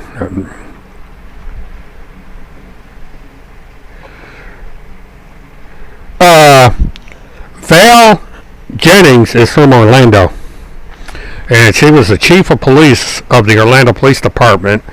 I know her personally, and I do feel she's one that I would like to see as vice president because of her extensive experience in law enforcement. Both her and her husband were in law enforcement. Her husband was Orange County Sheriff. He's now Orange County Mayor, which is similar to a county manager in some counties. It's something that came about in Florida. They're both very decent, good, honest people, and they know law enforcement. And since they're from the black community, they would probably be the best people to have for any reform that would be done within law enforcement. Because, Val Jennings, being in law enforcement as a chief of police, she knows the ins and outs of what needs to be done to make sure incidents like this incident in Atlanta, both of them, don't happen again. I would suggest people study the history of Val Jennings. I think you'll be quite surprised at just what a remarkable woman she is.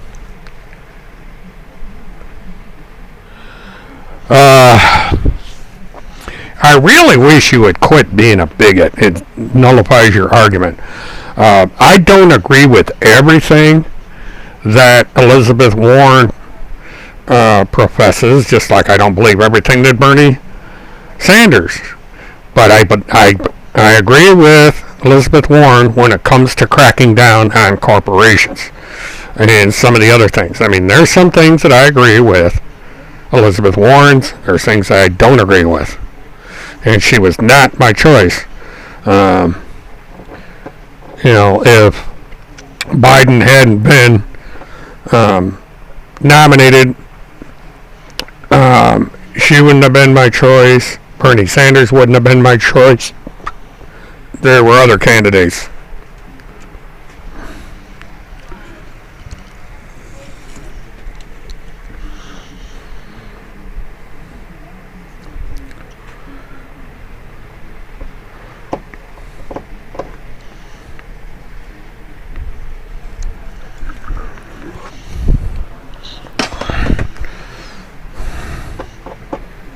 Well, I never, I liked Bernie, but I would not have felt comfortable if he had gotten the nomination. It's just, he's too, Well, Val Demings, excuse me, would be my choice. But I'm biased because I know her personally. I've met her on occasion in some of the coverage that I've done on cases down here. So, and I know how she operates. I know people that have worked around her.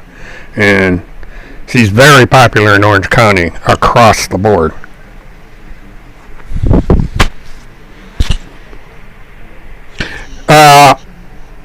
Bernie's a liberal. I wouldn't have gone as far as Bernie would go. There's stuff I agree with, but you also have to be realistic. I mean, you can wish for the world, but then you got to accomplish it, and I don't think Bernie would have been able to do it. He would have had a lot of problems. I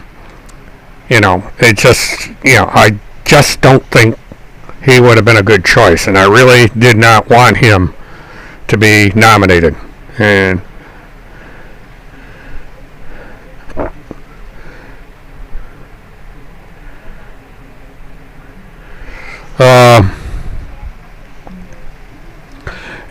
Murtathon liberal is a person that's just stuck in a groove, so to speak, that they just can't see other points of view, and it's unfortunate.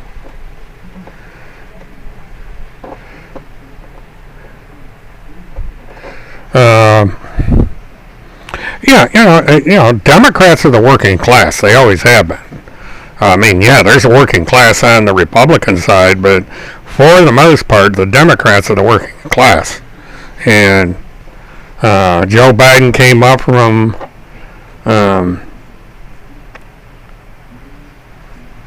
he came up from the working class. He's always been for the working class. He understands the working class. Donald J. Trump does not understand the working class. He's been rich all his life. He's had a silver spoon all his life. He's had privilege all of his life. He does not understand the real world. And that's why I don't understand why people elected him. Because, they elected against their own self-interest. I think Joe Biden is going to bring balance back to the country. I think he's going to work with both sides. He's going to compromise. And we're going to, we weren't going to go to the extremes anyway. We're going to go down a better path than we will if Donald Trump is reelected.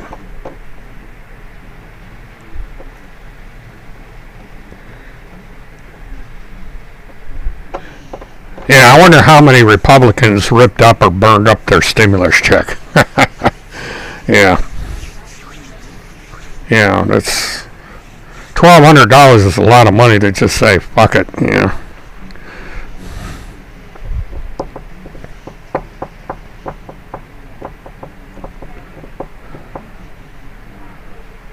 I wonder how many of those Republican workers are collecting that unemployment check.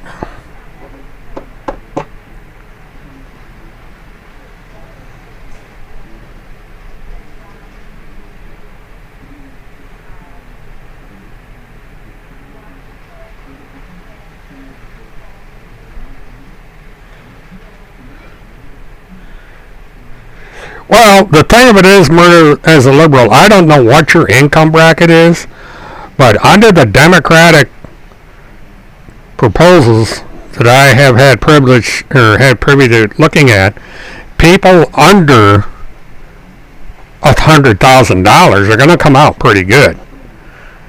If you own Amazon or you own Facebook or you own TW or like United Airlines, you may not be so happy because your taxes are going to go up. But the working classes, their taxes are going to go down. We're going to start getting back those deductions that were taken away from us.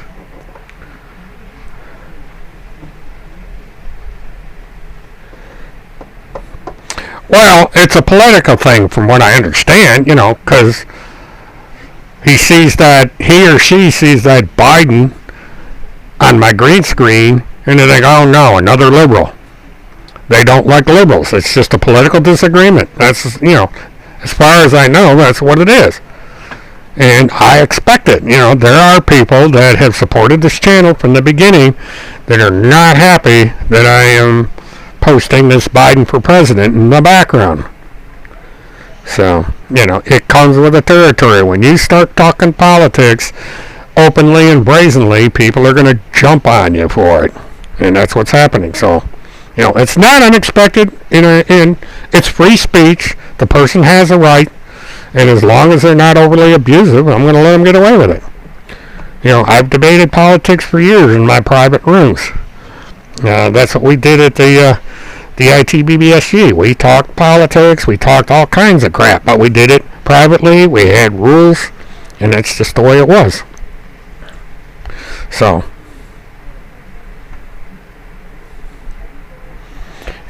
Murder's a Liberal did it to, basically troll me. I don't care. People have used that before. I had Mert used and all kinds of stuff. You remember, some of the people that used to come in using my name that would troll me. It's nothing new. I'm used to it. 10 years, you learn a lot. That's all it is. I'm not mad. I don't care. He's being respectful, or she. I wish you'd tell me your gender at least, but I haven't seen anything overly bad about the way Mert as a Liberal has been acting throughout this. He's stating they're stating their position. I'll do it that way. I'll be genetically neutral here. Yeah, never mind. They are being respectful. They are being an advocate for their position, a strong advocate. Yeah, we have a few name callings and stuff like that, but it's not bad. It's nothing unusual. And we have the right to passionately argue our position, whether his position or my position. And I don't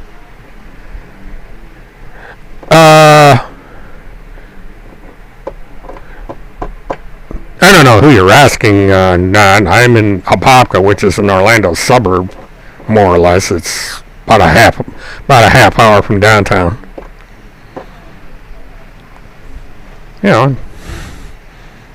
If Murtathon Liberal is local, I wouldn't mind meeting for a cup of coffee. I mean, there's things we probably have in common. I know we have Tim Holmseth in common. We both think he's an ass. MIL, that's good. Shorten it.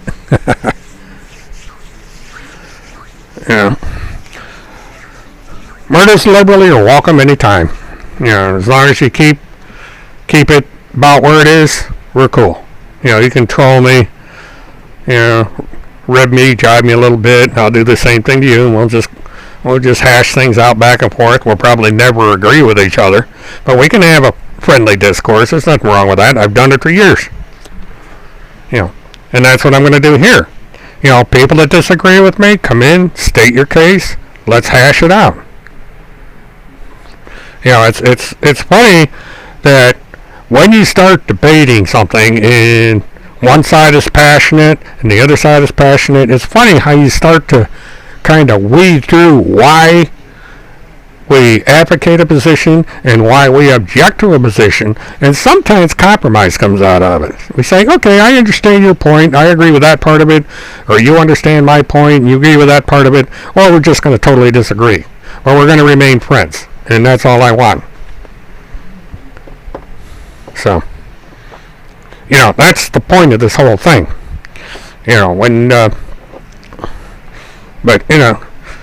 As far as Tim Holmseth and Randy L. and the rest of those, we've all gone about as far as we can go with that bunch. I mean, they're going to continue what they're going to do no matter what we say.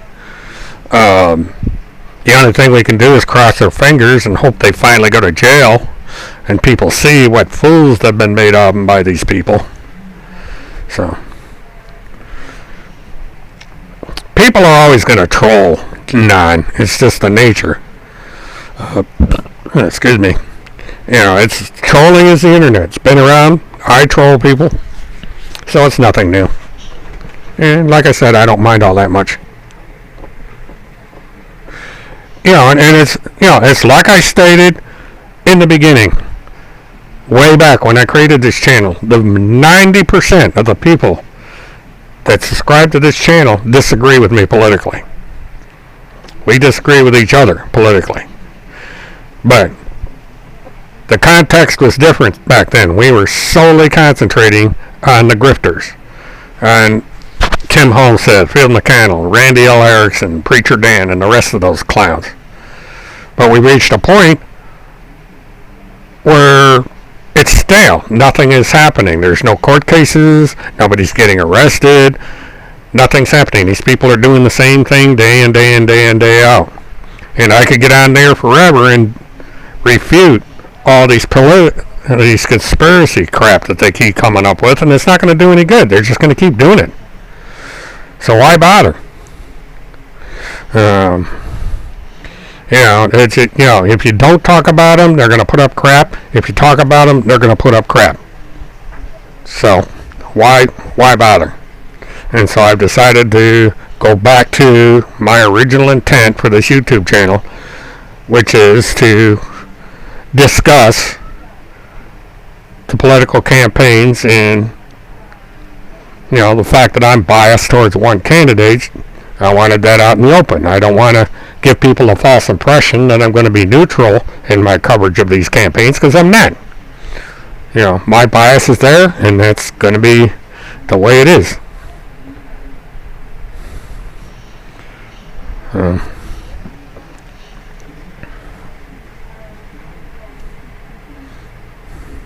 Well, Donald Trump's more confused than both Field or Biden. He's about as confused as you can get.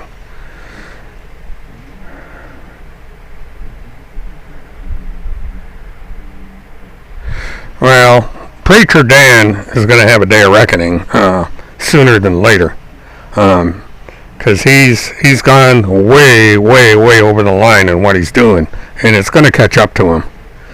And hi, Laura. Welcome to this side of the pond. How are things going over on your side? I see that you're having some interesting protests going on over there this week. So I just hope you're having a good day so far. It's probably sundown for you guys, because I think you're earlier than we are.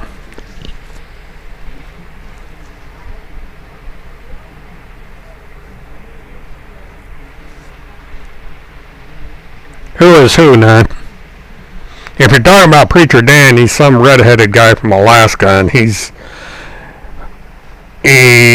preaches a very conservative religion, and he's the kind of guy, he doesn't like women on the internet, and he believes that women should have sex on demand, whether they want it or not, if they're married. It's just unbelievable.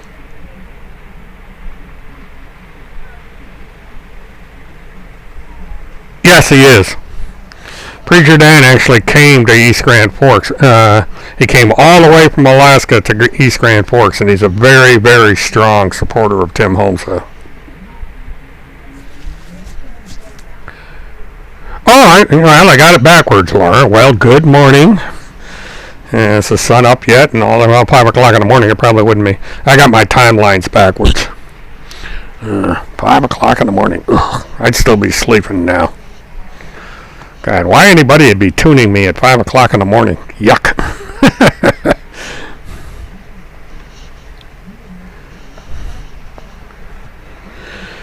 Oh, misogynist. God, I can't pronounce that word. It's an understatement. He is worse than a misogynist. He's, it's the cook your dinner and make babies kind of guy. Stay home. No, don't work. Don't get on the internet. Don't do this. Don't do that. The husband is the master. Guy's gone through women like people go through cheeseburgers.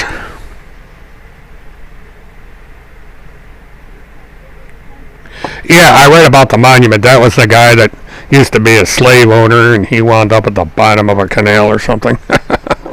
Yeah, I've been watching the UK situation. You guys are doing a better job of protesting over there than they are here. Even your prime minister doesn't like Trump, which I thought was interesting.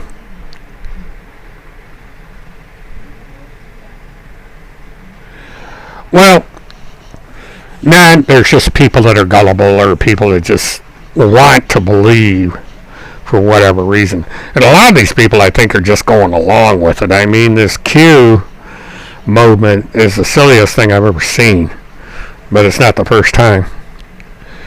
Yeah, they said that I heard about the white supremacist protests over there, so this whole thing has been global. You see people protesting in France and Australia and all over. It's amazing how this is picked up. Yeah, it's too bad that people have to resort to violence no matter what side you're on, but it's just... Who are you asking, Nan? Me or Laura? Yeah, it's alt-right, I think is the word you're looking for.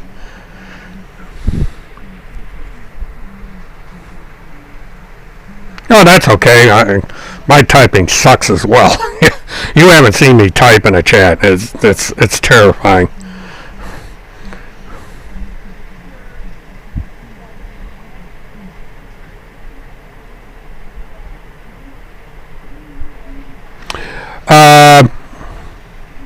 I don't think it was justified, none. I think, and it's like I said, I've talked to my friends here in Orlando, and there are ways that they've got to handle that. And the one thing that was mentioned to me was a flanking maneuver. Now, the cops had been there for quite a while. These two officers, they did not call for backup. This is a guy they knew was hinky. They knew there was going to be a problem. They did not call for backup. So what should have been done is they should have anticipated that he was going to run, and they should have had cops in front of him. So if he's running one way, the cops could have outflanked him and stopped him, because he would have either go right or left. And what you do is you have a perimeter set up where cops surround him. There's no place for him to go. It's just, you outnumber the guy. That's a busy part of Atlanta. They could have called in a dozen units, and they could have flanked the guy and put a stop to it instead of shooting him in the back. It all boils to training, and I've watched the entire video. Everything was going fine. The guy did a breathalyzer test. He called him sir. He complied with their orders. He made the stupid mistake of running. He shouldn't have resisted. Everything was fine up until the point that he left. But then the emotions took over on the police, and they got mad. And that's when your training breaks down. The minute you allow emotion to rule your actions, that's when the problem starts. And this is from an Orange County deputy. He said that once you allow your emotions to take over the situation, you've lost the battle. And that's what happened. The cops failed to maintain control of the situation, and a man lost his life because of it.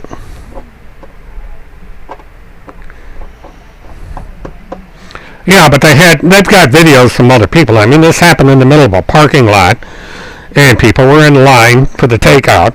So, there's been 3 or 4 different videos come out, and eyewitnesses and everything. So, it's hard to say where this is going to go legally. But they need to retrain the entire police force. They need to change the way they police. It's that simple. Well, I'm talking about the guy in Georgia.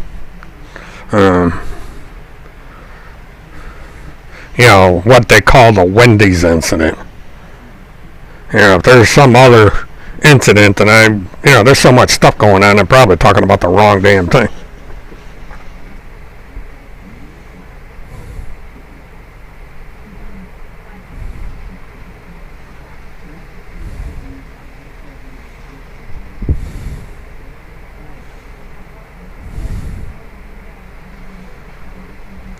Lori Vallo. No, I have not. I was looking up blood atonement. What in the hell is that?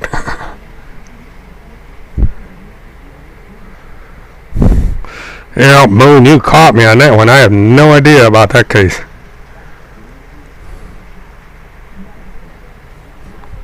I'm gonna have to check into that because I don't LDS Church. I don't know what that is. You know, there's very little I know, and this is even less. So,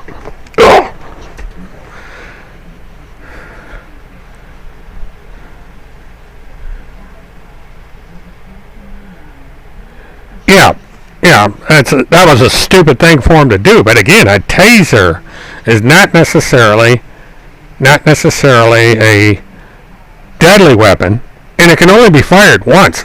A string laser or a wire laser can only be fired once. I've handled a taser.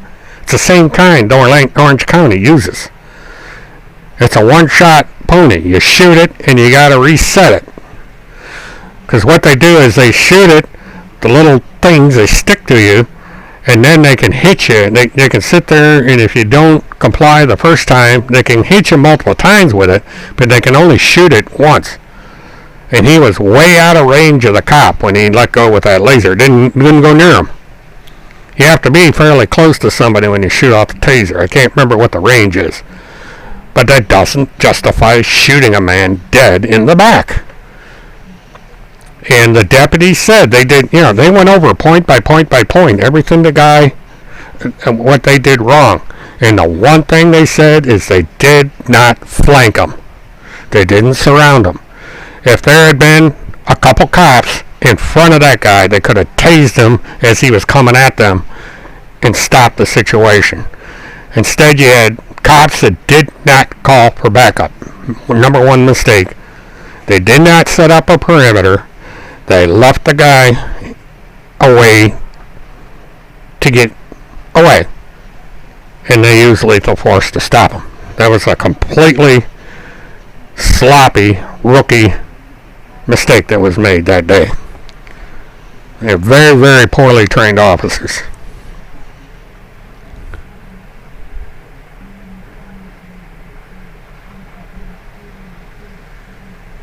Eesh. It's not a deadly weapon, Gripper. I didn't say it was okay.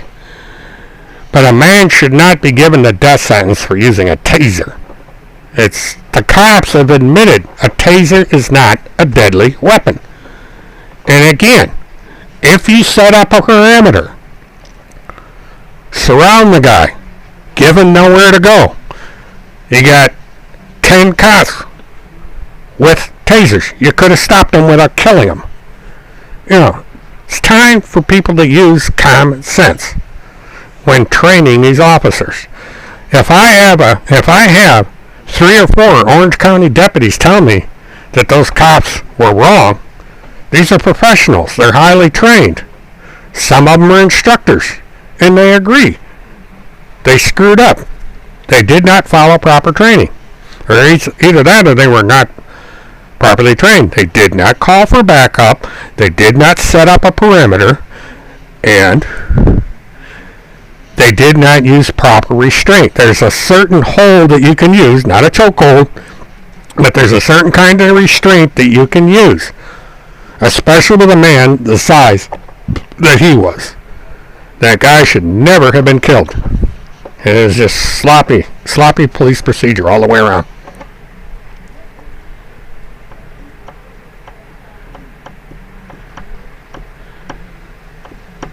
Yeah, I mean, are these guys such bad shots that they can't aim for the legs? Well, Grippler, you're entitled to your opinion. But again, my input. I spent 2 hours today discussing this with Orange County deputies. That they have, this is what they do. They review incidents like this all over the country because it's part of, like I said, the one is an instructor. And I asked them. I said, were these guys right in what they did? And everyone except one said no. because he said the first thing they did wrong was they did not call for backup. It was 2 cops, period. They did not set up a perimeter, surround the guy, give him nowhere to go. Didn't do that. They let the situation get out of control. Poor training, poor police procedure. If we're going to disagree, we're going to disagree, but that's just the way it is. I don't mind you disagreeing with me. You're retired law enforcement. You're speaking from the background of an expert, and I understand.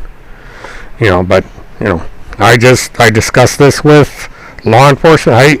These are guys I hang around with every once in a while, and I asked them about it. And I was just lucky enough they were there, and we went through it. And this is them speaking, not necessarily me. They gave me their input, because I hadn't thought about perimeters, and I hadn't thought about some of the other things that they talked about. They came up with several different ways that this could have been contained, and they say the officers failed at every step. So it's a lesson in how not to make a felony arrest. I'm sure and I wouldn't mind you doing it, is that if, as an officer on that scene, how you would have handled that.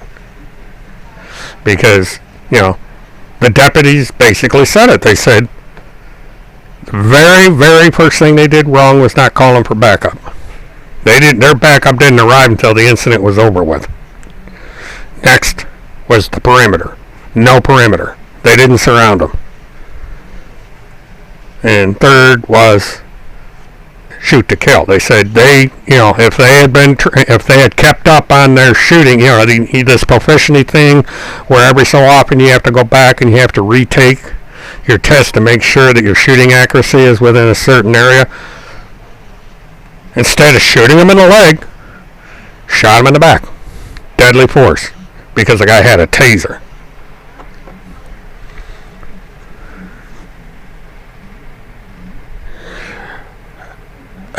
I have mixed feelings about that, Laura, because it's come out that the officer and Floyd knew each other from working together as security guards at businesses. They're not strangers, and they had big disagreements with how the Floyd was concerned that the officer was using excessive tactics when dealing with the general public, and this is when he's not on duty.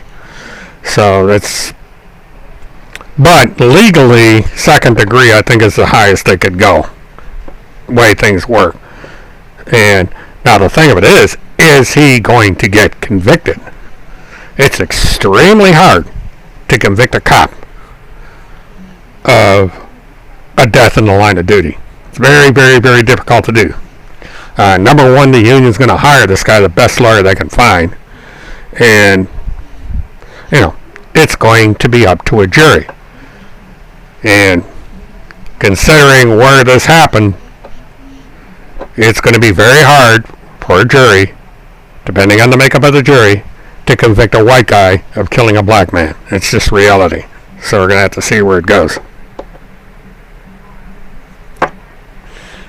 People don't understand that you don't have to be in the South to have the attitude that's like the South. There's a lot of conservatives in Minneapolis and in the state as a whole. Any state that elects Hulk Hogan governor, you can pretty well see where we're going on that one.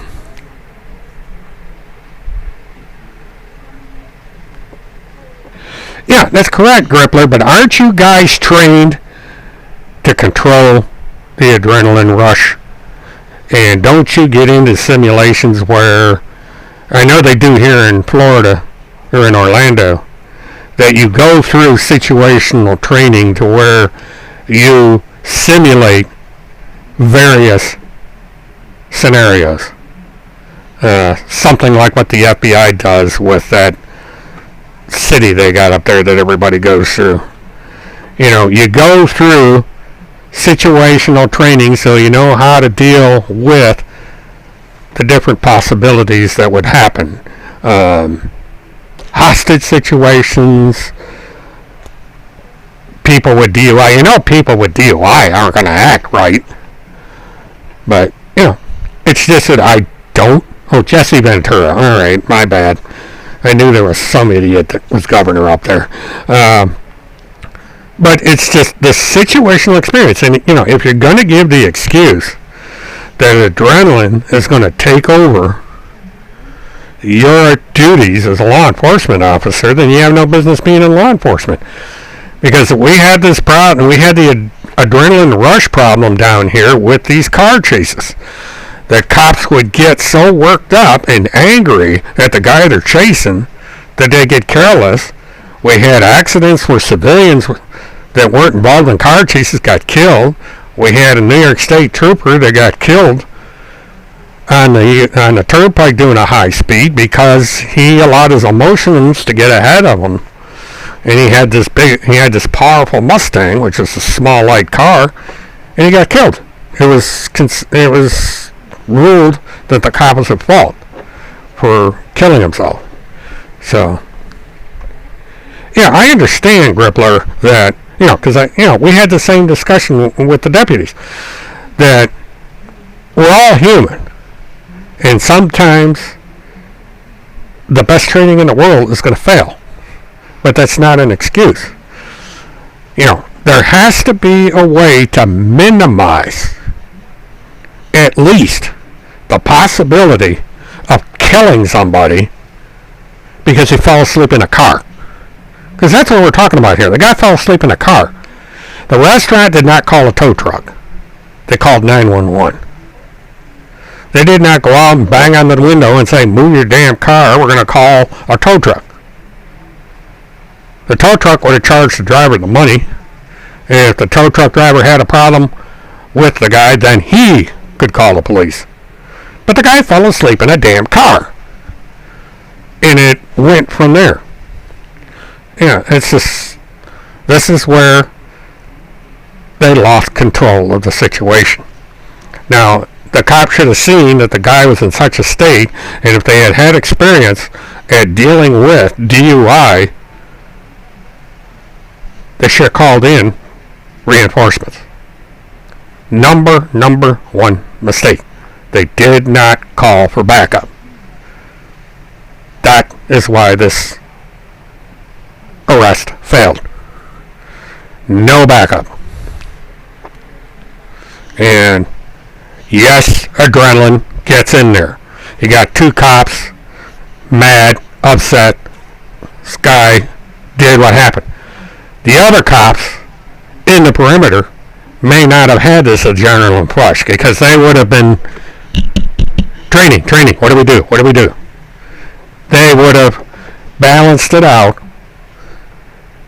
took control of the situation, disabled the guy with multiple tasers if necessary, tackled him, and the more bodies you have with the one body, the more likely you are to get the situation under control. And we would have had a person that's alive in jail charged with resisting arrest with violence, maybe an assault on a law enforcement officer, and stuff like that. And he'd get justice, but he'd still be alive. Now the man's dead. Some white woman, emphasis white, burned the restaurant to the ground. A bunch of people got pissed off, and here we are again. This country's a powder keg right now, and if we keep having incidents like this Wendy's, it's going to get worse. Doesn't matter if the cops are right or not, it's going to get worse.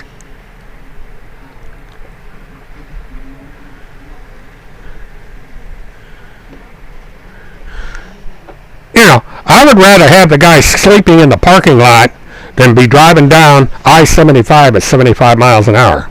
And yeah, I know the speed limit's 60, but people drive. I've driven through Atlanta. They drive at 75 miles an hour there 24 hours a day. That's not a good place to be driving a car. But I sure as shit don't want to be on the road with some guy that's so sauced that he can't stay awake. I'd rather be in a parking lot of a Wendy's. At least he picked a shitty place to take a nap, but he more than likely just passed out. He was so soused that he was done. And part of the problem was that when the cops encountered him at the car, he was that disoriented. He kept falling asleep. See, this is another point. This guy fell asleep. They kept having to wake the guy up. He couldn't stay awake until finally, once they restrained him, his adrenaline kicked in, and all of a sudden, he just was out of control. The cops should have anticipated that. And again, as I make the point, there should have been backup. Considering the time of night this was happening, the fact that there were people around witnessing all this, and how bad this could have gotten, there should have been backup. That's correct. The law is that if you're intoxicated, you're behind the wheel of the car, and the key is in the ignition, you are legally DUI. That's, So the guy was arrestable at that point. He failed his breathalyzer. They were going to arrest him for DUI, and he just went off. But they should have anticipated it. They should have had backup. They should have had a perimeter set up. And if they had done those basic steps that you do in a felony stop, DUI is a felony in the state of Georgia. This would not have ended in a homicide. There is no excuse for DUI. You're going to either kill yourself, you're going to kill somebody. People do it all the time, and I don't agree with it. If you're going to get drunk at home. Do not get in a damn car. Period. But at the same time, it shouldn't be a death sentence. Said, you're going to spend a year or two in jail, you're going to get a fine, you're going to get your license taken away. Whatever. There shouldn't be a death sentence. The guy was not carrying a gun. He was carrying a taser. Taser is not a deadly weapon. He would have gotten assault on a law enforcement officer, which would have been a little bit of time. Something like that. But it's just, there's equal amount of fault. The guy was at fault for running. I don't excuse the guy for running. Beat the crap out of him a little bit. Knock him in the head with a nightstick or slack him across the back, with enough force to get him to comply, but not excessive. And then when the time comes, I've seen felony stops where they've done these car chases. You see them in LA all the time where, guy runs around for 45 minutes. They finally puts his hands up, says, I give up. It's not. Next thing you know, you got about 20 cops come out of the woods. It's like bees on honey. Whoa! The guy gets up with the bracelets and gets into the car, and all these cops are sitting around giving high fives, but the guy's alive. Same thing here, except that they didn't have to do a high-speed chase. They already had the guy. If you had 5, 10, 15, 20 cops, it'd be bees on honey. Put the bracelets on the guy, stand him up, and he's alive. Perimeter. Simple. Go on YouTube and watch all these car chases. LA, I think, is the capital of car chases. But go on there and use high-speed chase. Go to the end of the chase where the cops, 99 times out of 100, the guy that gets arrested, black, white, yellow, green, they're alive. They may get the shit kicked out of them, or they may get bit by a dog, but they're at the end of the day, they're alive. Could have been the case in this one. It's all training, basic training. That's what the officers said today. They said backup and perimeter. 2 key words that was used all day long. And for the 2 hours I was there. That's all they had to do. So, Grippler, I understand you're a law enforcement, but I'm just going by what the cops in Orlando said.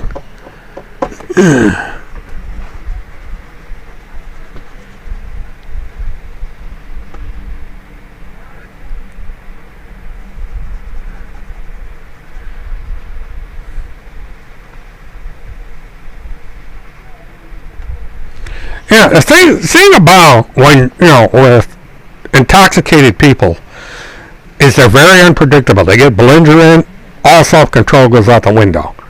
And you would think that a cop pulling over a suspected DUI, especially if you're driving behind him and the guy is all over the road, would say, okay, send me back up. I got a DUI, and whoop, surround him.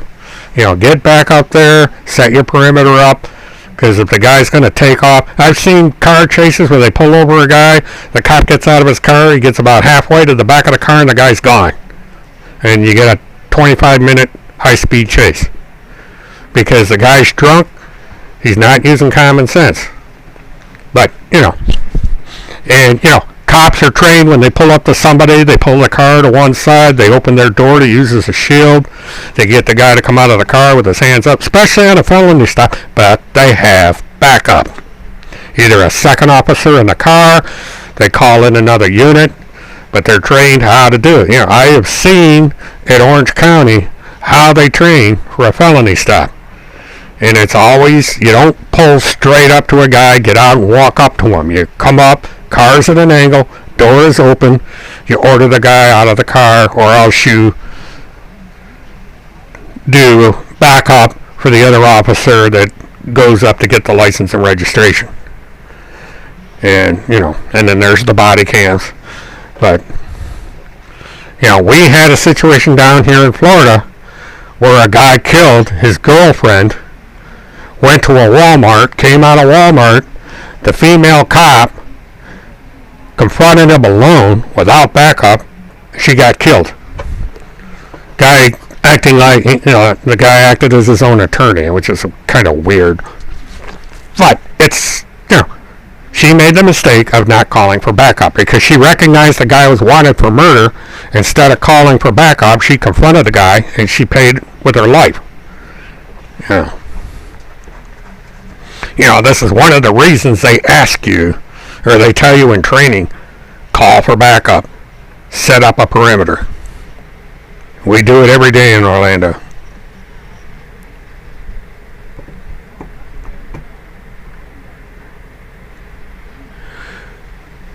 Well, I can understand in your situation, Gripla, that you're in a rural area perhaps.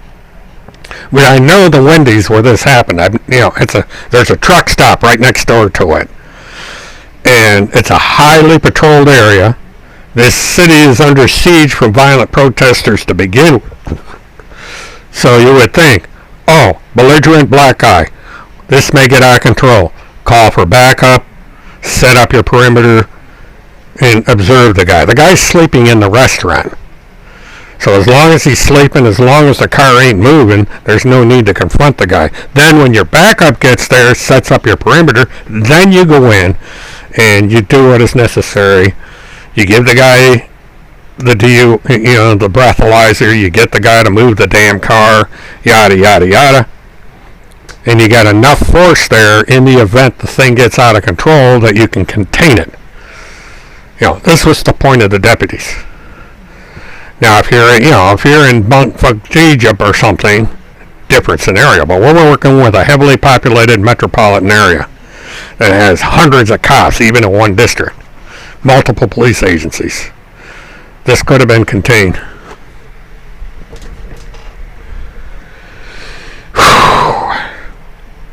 Man.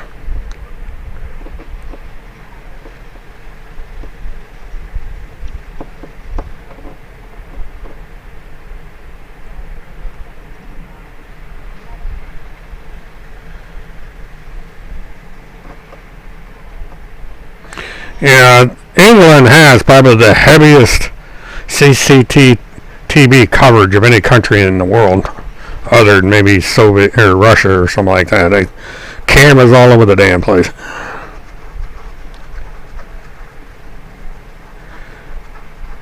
Well, I like arguing with a cop. That's, I get in arguments with these deputies all the time, but it's. I have a lot of experience arguing with cops. It's a lot of fun. And it just, You have to remind the cops to say, hey, you work for us. We don't work for you. Remember, I pay your salary. They hate that. I sit there, I pay your salary. Oh, no, you don't. You're on Social Security. Touche. You got me.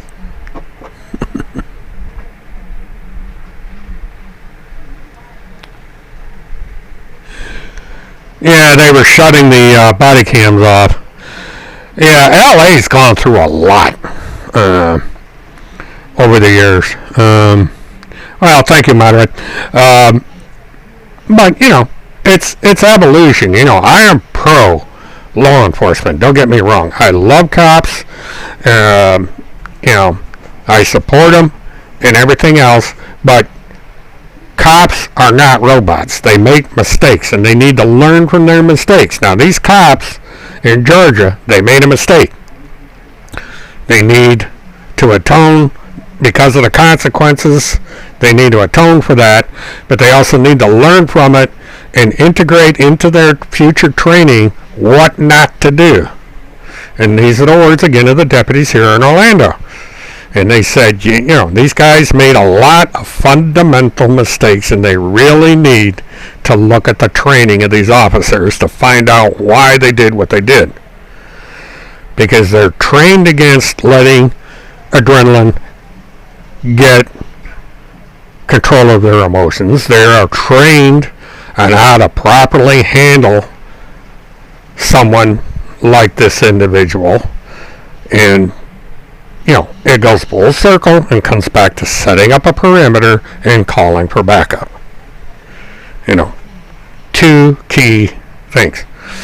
Now, alarm bells should have gone off when they got the call that there was a guy sleeping in the drive-thru of this restaurant. That is such a weird situation. The guy was not sleeping in the parking lot.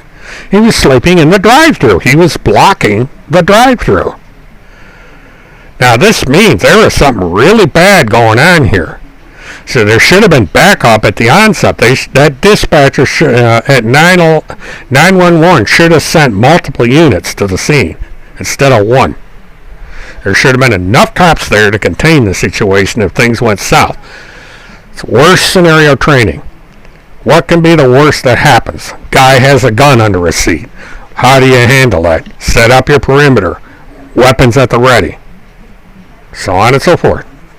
Always anticipate your game plan. What can go south? What do you do when it goes south? This is all what the deputies told me. They said, we always plan for the worst that can happen. That's how you save lives. We've learned from mistakes in the past. We've learned how cops have gotten killed in situations because of their training or lack thereof, or the need to evolve to the next step. It's just like anything else. You learn from your mistakes.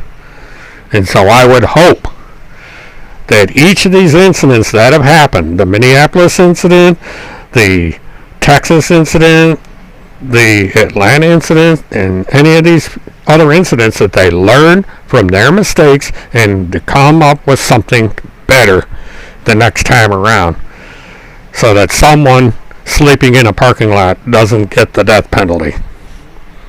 And that's my opinion.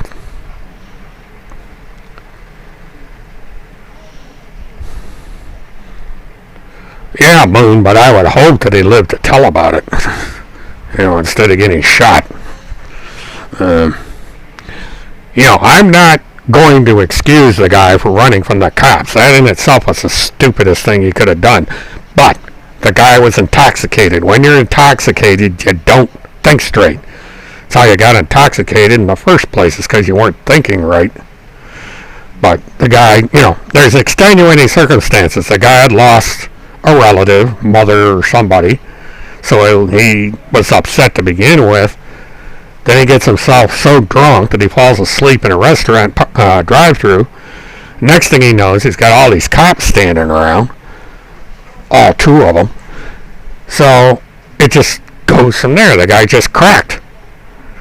Did something extremely stupid, ran from the cops, grabbed the taser, fired the taser. Cops got mad at him and shot him. And he died. End of story. But everything that could have went wrong, went wrong. And the deputies went through line by line by line by line why that should never have happened.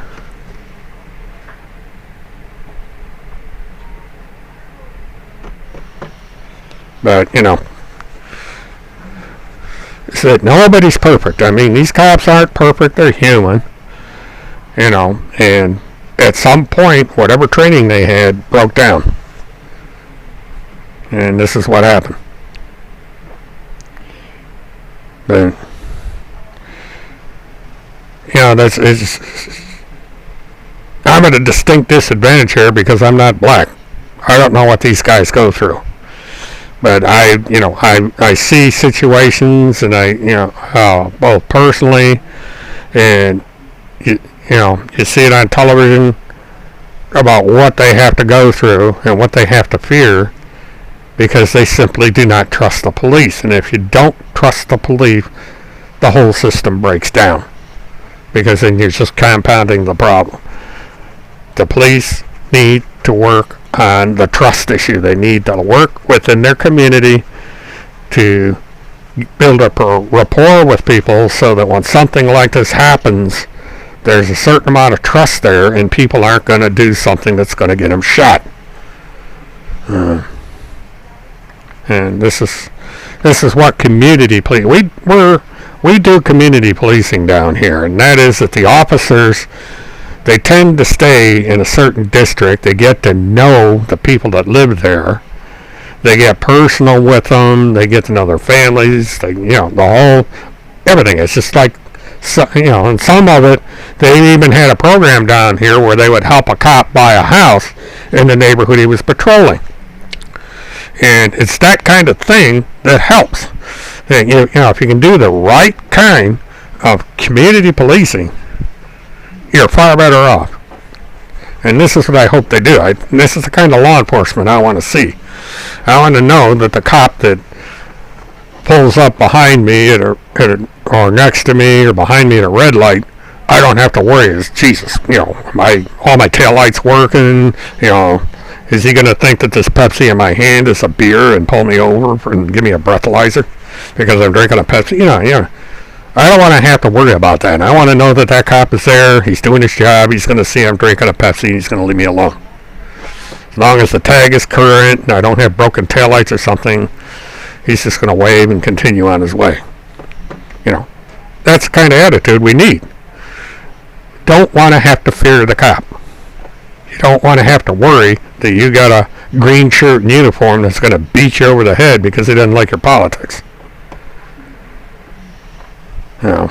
We haven't had the problem in Orlando that they had in Buffalo, where if you're a white guy and you're protesting because of police violence, that you're going to get a nightstick on the back of your head.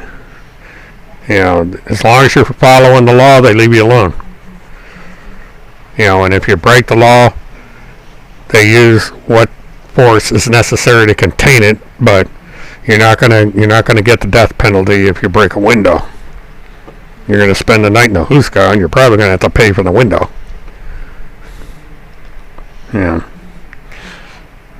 It's time for a little common sense. And the problem with Donald Trump is he's throwing gasoline on the fire. Instead of arguing for common sense law enforcement and telling people they need to calm down, calling people names and telling cops to beat the snot out of them and say he's going to war with the people he's been voted to serve is not a way to do it. And that's, this is why I just can't support Donald Trump. I never have and I never will. He's an amateur. He's an apprentice president. He never should have been elected. The presidency is something that can't be taken lightly, and you should have experience in government at some point before you take the job. Ronald Reagan was at least a governor of a state. And he didn't win his first try. It took us several tries for him to get to be president of the United States. I did not agree with Ronald Reagan's politics, but he was a hell of a good president. I loved his speeches. The guy is an excellent speaker. He was a good president. I hated the guy, but he was a good president. And this is an example of where you can disagree with a guy, you can hate his politics, but you can admire the guy for doing his job,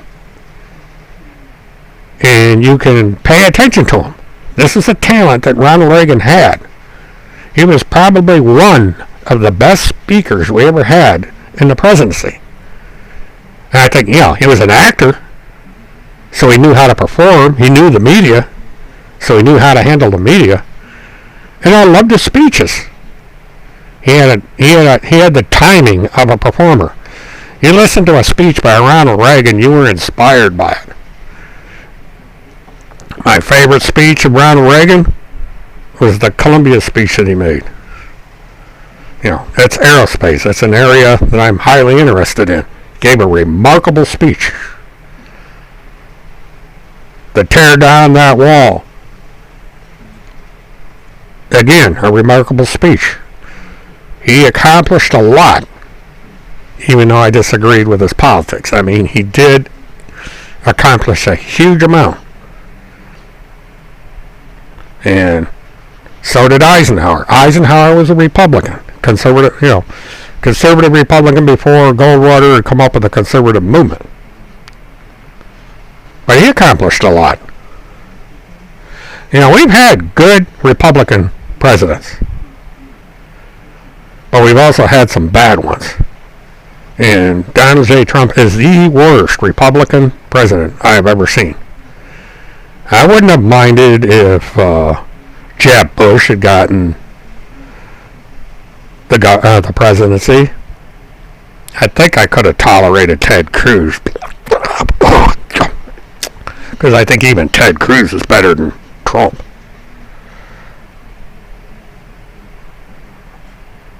But Donald Trump, yeah, just couldn't. Yeah, John F. Kennedy was one of my all-time favorite presidents. Outstanding president. Saved us from going to a nuclear war. Got us on the moon in the end. Loved John F. Kennedy, even though I was fairly young. This was 1963. I was 13 years old when he got shot. But I liked Kennedy. Shows you how young I was when I got interested in politics. But I also liked Dwight Eisenhower. I studied Dwight Eisenhower. Dwight Eisenhower was the father of the interstate highway system. He did a lot of things. Dwight Eisenhower actually started our space program. Kennedy just took it over and made the moon its goal. But Eisenhower started the space program. And he's a Republican. So, it's just, you look at who did what at the time. Now, George Bush handled 9/11 well for a while. But then he started making mistakes. But overall, he was a good man. I liked George Bush. I liked the both of them. I hated their politics. I think the young Bush was pretty boneheaded in some of the things he did. He did some disastrous things while president. But I liked the guy. Personally, I liked the guy. I liked his father. I liked him. I personally met Jeb Bush. I liked him. But I don't like Trump. I can't stand him. I don't hate him. But I dislike him. And I hope to hell that Biden wins. Because I just cannot stand Donald Trump. Period.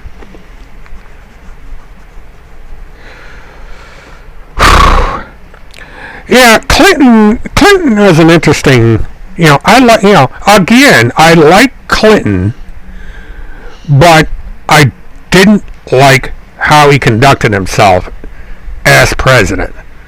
The fact that he lied about getting a blowjob never really went well with me. Number one, I wish that he had told the truth. Admit that you had the affair, get it over with. Don't lie. This was something that I was never happy with Bill Clinton for doing that. But I agreed with his politics for the most part. I thought he was a little too conservative in some things. Bill Clinton did some things that one would consider conservative. He wasn't a liberal purist, because he had to work with the Congress that was controlled by a Republican majority. And because of that, he had to compromise. And come on. Sorry, I'm trying to figure something out here and it's not working. There we go. Damn it. Well, where we were. This damn thing won't. My software is acting up. You have to excuse me. Alright. Trying to see what Tin Hat's up to just for the hell of it. Okay. 11 hours with that idiot, so.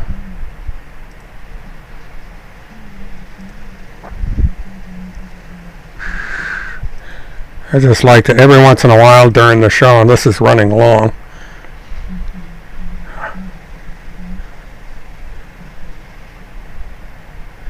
I was just playing a hunch here. And nope. Good. Good. Like to see that. So anyway, I completely lost track of what I was talking about, and I apologize. But the thing of it is I'm not a political purist. I may vote a certain way, but when you elect someone as president, whether you didn't vote for the guy or you did vote for the guy, you would hope that that president is going to be president of all of the United States, not just his base and not just his political party, but understand that not everybody agrees with what he does or says. That you're going to have to compromise, that you're going to have to consider that not everybody voted for you. And this is something that Trump is incapable of doing. With Trump, it's either my way or the highway. Mitch McConnell's the same way. It's my way or the highway. And, you can't run you can't run a government like that. Why am I getting, excuse me.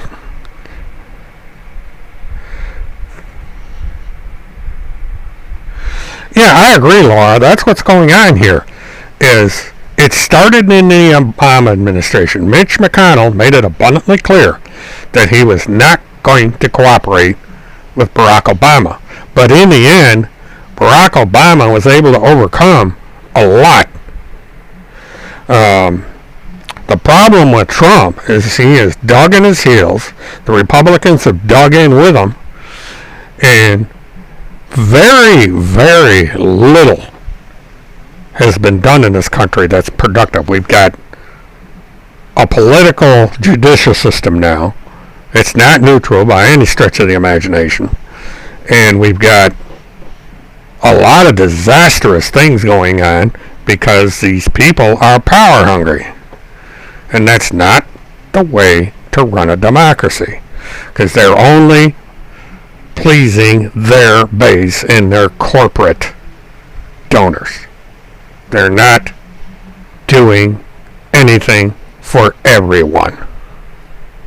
And that is the problem. Another problem we have, and this is on both sides of the political spectrum in relation to Congress, is we've got people that come into office and they're there for life. And it's just like the comment that came over from GS.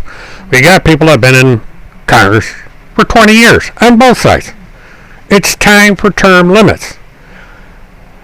The problem is you're not going to get term limits unless it's done at the state level. There are states that have term limits for their congressmen. They have it for their governors. They have it for state senators and representatives and so on and so forth. And I think in some cases they have the power to do it for federal Senate and House people. But going to Washington as a congressperson should not be a lifetime job. You should be there for a couple terms and you're gone. Period. We have term limits for a president. We should have it for Congress. I don't understand how it ever got this way. But no matter who, no Republican's going to vote for it, no Democrat's going to vote for it. It's going to have to be a constitutional amendment. It's the only way you're going to solve this problem. There needs to be a constitutional amendment that says that no member of Congress, be it in the House or in the Senate, can serve more than 2 terms. That would solve a lot of problems. Because there's, 8 years is not enough time to get involved in some of the shenanigans that have been going on in Washington. So maybe somebody out there that has the wherewithal to do it will start lobbying for a constitutional convention to get an amendment on the books for term limits in Congress. We had prohibition, we repealed prohibition in constitutional amendments. We should be able to do it when it comes to term limits in Congress. And I really, really wish people in places to do so would start working on that. Because until you do, this problem that we have is going to keep perpetuating. And it's going to really make a mess out of this country. Yeah, I agree. And the thing of it is the salaries that these people are paid. I mean, this shouldn't be a job. You shouldn't say, hey, I'm going to get elected to Congress because I'm going to make $1.50 a year. You get this humongous salary, you get a lifetime pension, you get a socialist health care, and you have a chance to become a multimillionaire while you're in office. Hell of a job. And you get there spending other people's money. You sit there, you put your resume in, and everybody's paying for you. I mean, you got a couple of millionaires that maybe put in some of their own money, but for the most part, it takes millions of people out there and corporations to give you the money to pay for horrific millions upon millions of dollars for advertising to get into office in the first place. It's ridiculous. And both sides are guilty of it. And it's got to stop. This cannot be a rich man's government. It's got to be a government by and for all the people. For us as well as the big guy. Because you're getting millionaires in office. And millionaires in office are not going to vote for the little guy. And I don't care who it is. I don't care. It could be the most liberal Democrat in office. He's not going to be any more incentives to go after your interest than the millionaire Republican. Not going to happen. If AOC stays in office long enough, she's going to be turned to the dark side. She's going to compromise. She's going to start rolling back. They all will. I don't care who it is. If they're not voted out in a single term or a second term, they're going to fall into the same rut. It happens all the time. You see it all the time. Because it's just too damn much money. You get doors open for you where you can legally invest in some juicy things. There's just too many ways of making money once you get into Congress. And they aren't going to do it. You're not going to get AOC or someone make a serious attempt to introduce term limits at the federal limit. It's not going to happen. It's got to be done through amendments. There has to be a constitutional amendment passed to put a stop to this. It's the only way. Yeah, you got the Koch brothers, you got these millionaires, the Murdochs, the Kochs, all these people running the country. The millionaires, billionaires, trillionaires is who governs this country, not the AOCs. Yeah, they may raise a stink and get everybody upset, but they don't have that much power. You can sit there and gripe about these women all day long, but they don't have that kind of power. It's the billionaires that have the power. And this is what people don't understand. The deep state is not people doing all these weird things. It's the billionaires from both sides running the country. And Trump is one of them. And Biden, to some extent, is one of them. You got all these millionaires on all sides of the government running the show. Their social philosophies may be different, but in the end, it's, the underlying thing is, it's the rich that benefit. I don't know what's going to happen if Biden wins. I know what's going to happen if Trump wins. I am hoping that Biden can straighten things out, but I don't know. See, this is the thing. Power has a way of affecting people. Power has a way of changing your mind. You get this feeling that you can do things, you can control things, you can benefit. It creates a whole different kinds of mindset. In a way, I was famous. I had 4,000 or 5,000 people on a live stream in 2008, 2009. I got myself interviewed on TV, I think, like 3 times. It kind of went to my head a little bit. I had the sense enough and at the right minute to say, whoa, don't get carried away because fame is fleeting. You're a one-trick pony, and once that verdict comes down, you're history. Nobody's going to be interested unless you get involved in another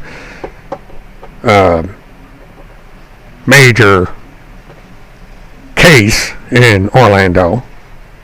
You're nothing. And it happened. I had 4,000 or 5,000 people. My streams were being rebroadcast in schools. I got interviewed twice by Newswatch 6, which was probably the biggest mistake of my life. I got interviewed by Telemundo.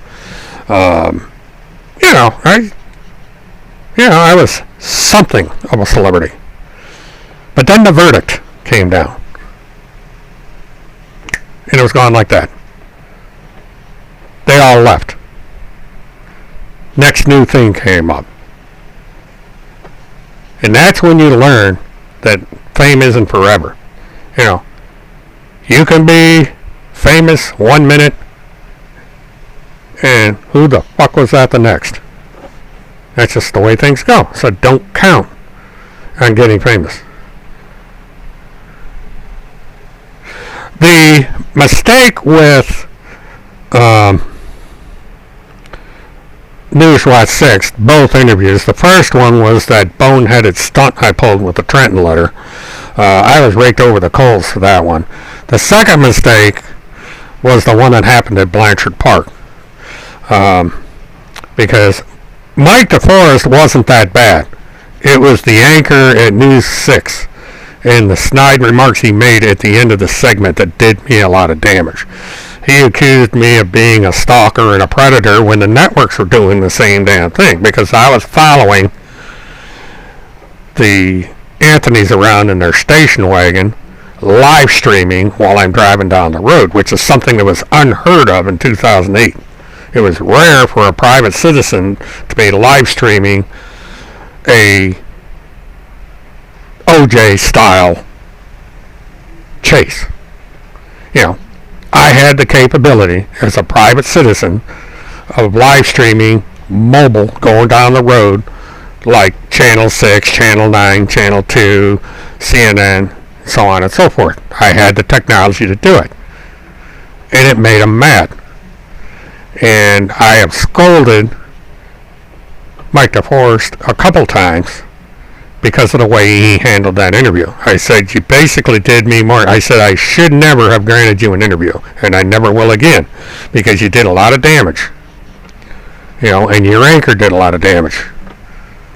Because instead of pointing out that this was cutting edge technology and that there's a future in this, you made me look like the village idiot and pretending I wanted to be a big shot reporter when all I was doing was advocating a new technology. Now, everybody does what I did back then. You get a smartphone, you throw it up on the dashboard, you live stream. That incident at Atlanta, Georgia was live streamed a couple times. There's people that were live streaming on Facebook when that happened. It's commonplace now. Everybody live streams. Facebook Live, YouTube, Twitter, everywhere. This is not a novelty anymore. It's commonplace. Huge amount of competition out there. This is the way things go. There's a new thing around the corner every day. And no, they never apologized. They justified it. But this is the thing. This is what you have to learn about the media. Whether it be Fox TV or CNN, MSNBC, or Channel 6. They have their biases. Mike DeForest did not like me. He did not like me because of the situations that took place in the Trenton Duckett case. And I was too caught up in the moment because I was getting all these people following me on Ustream and, the chat, just like we have here, I was doing from my live truck. And it wasn't so much Mike DeForest. He's a decent man. He did his job. It was the anchors at the studio that ruined it. Now, there was a station in Ohio that took that segment and aired it, but they cut the anchor off at the end. And it was a totally different take on that interview than Channel 6. But it's just, they made the editorial decision for whatever reason to make me out to be some kind of a clown rather than understanding that I have an interest in broadcast technology. If they had done their homework, they would have realized that I leased these live trucks to various outlets throughout the country, and they would have realized that I knew something about the business. But instead, they just ruined the whole situation, and I'm kind of mad at Channel 6 because of that. Oh, I run into him all the time. And I just say, hi, Mike, how you doing? Or he's, one time I just was at City Hall, and the next thing I knew, I hear Mert. And I looked around, and there's Mike DeForest. And he was there covering something. I think he was covering this case with the lady cop that got shot. But, Orlando is not a big city. And so you're bound to run into these people, especially if you're around news events. It's I run into Mike every once in a while, and sometimes he says hi, or sometimes he's busy with an interview or something.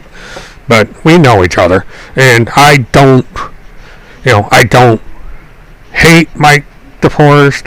I'm not mad at Mike DeForest. I'm disappointed in the way he handled the situation. But other than that, he's doing his job just like anybody else. I mean, you and I had our moments. But, Mike is a professional. He's out there every day doing the hard work. He's a good reporter. And I do watch him. Sometimes I'll watch a segment on Channel 6 when he's on there. Because I'm interested in what he's covering. And I watch all the channels. I watch 9, I watch 6. Channel 9 is my primary station that I want. That's our ABC affiliate down here. But I will watch 6 and I will watch 2 depending on what they're covering. So, it's just, you have to separate the person from the job in a lot of these situations. Well, Moon, glad to see you. I'm actually running over. I'm 3 hours and 10. I usually shut up at 3 hours, 2 hours. But I figure, what the hell. It's a nice thing about being on Social Security. You're not on a clock.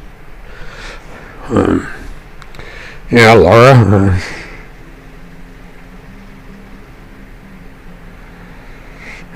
Sweet dreams there, Moon.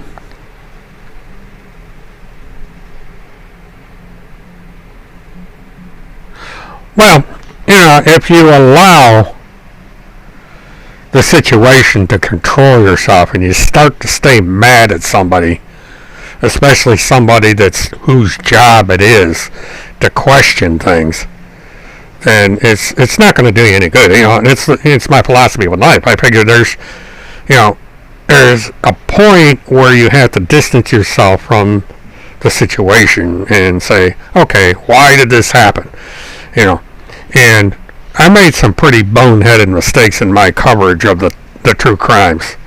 My worst mistakes were with the Trenton Ducat. This stupid letter that I wrote was something that I never should have done. I should have asked the family for permission to do it.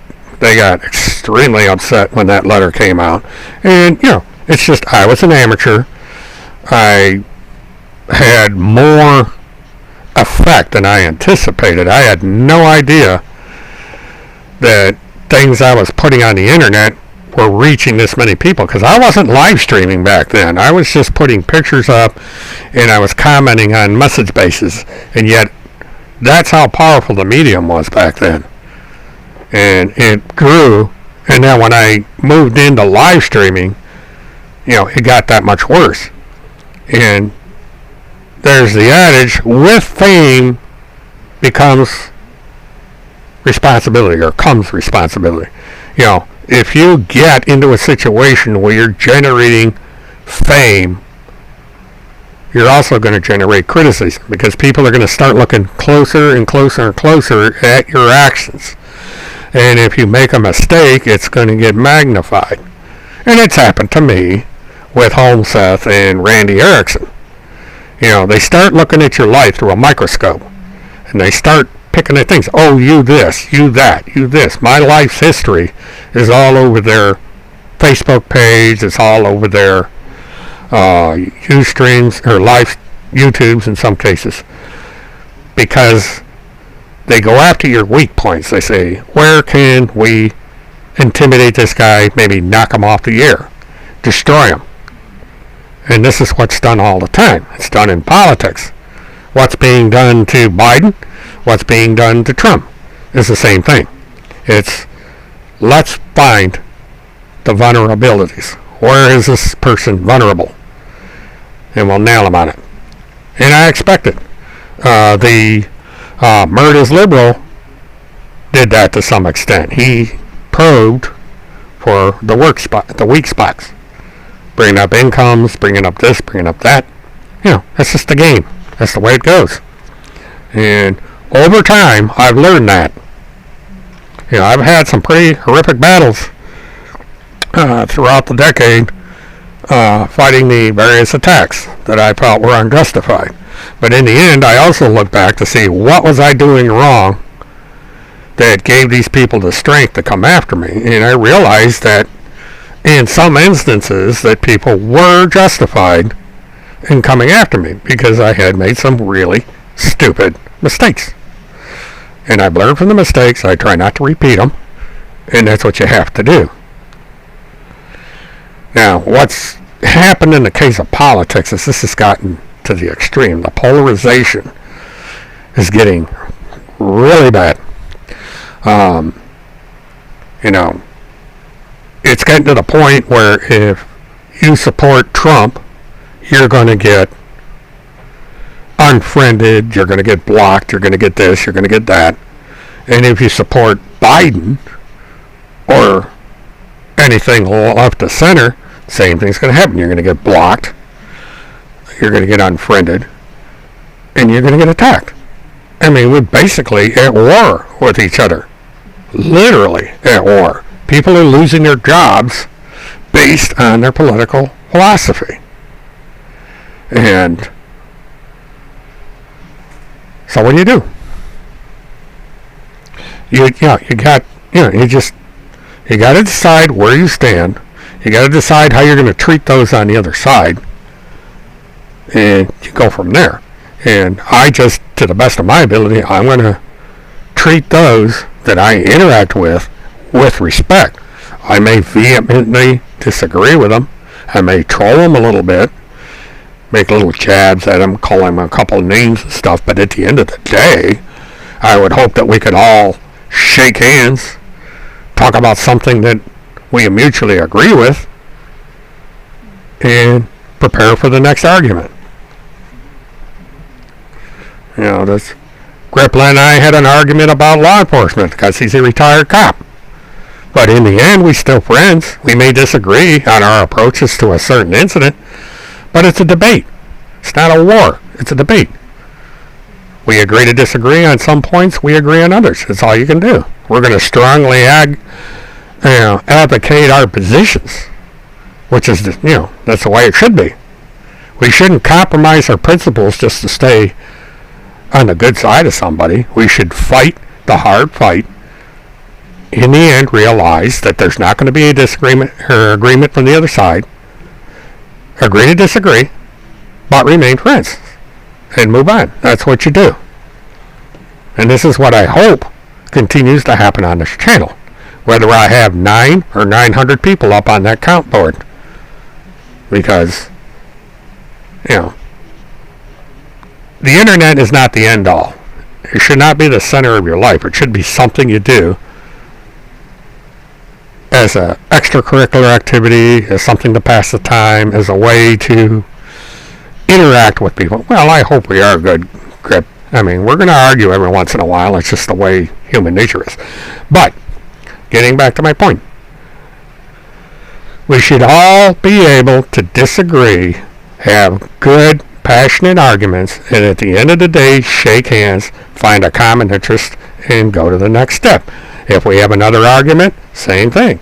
Because there are going to be arguments between now and November 13th, or November 3rd, and possibly beyond that. Because that's just the way things are in this country. We're highly competitive people. There are people that if you're a fan of one sports team or another sports team, you're going to fight for that team. And you're going to fight against the other team. But when the game is over and the last pitch is made and the last out is called and the last touchdown is made and the clock runs out, hey, there's a nice party. Let's have a beer and go home. Next game, we'll see who, maybe the other guy will win. It's just the way, it's our competitive nature. Politics is no different. Laura, that's common sense philosophy. Treat anybody else the way you treat yourself. Or how you ever wanted to be treated. Basic, moral, argument, philosophy. It's the way it should be. If they reach a point where you see that you can't respect someone because they don't deserve that respect, then, you're free to do. You're free to not respect them. I have the philosophy that respect needs to be earned. I don't expect anybody to tune in this program and respect me at the onset. I have to earn the respect of each and every person that tunes into this live stream or watches the recording of this when it hits YouTube. Respect is earned, and once earned, you have to continue to earn it every minute of every day that you're on the air or off the air. You have to maintain a position that will allow you to earn and keep the respect of others. And that's what I try to do.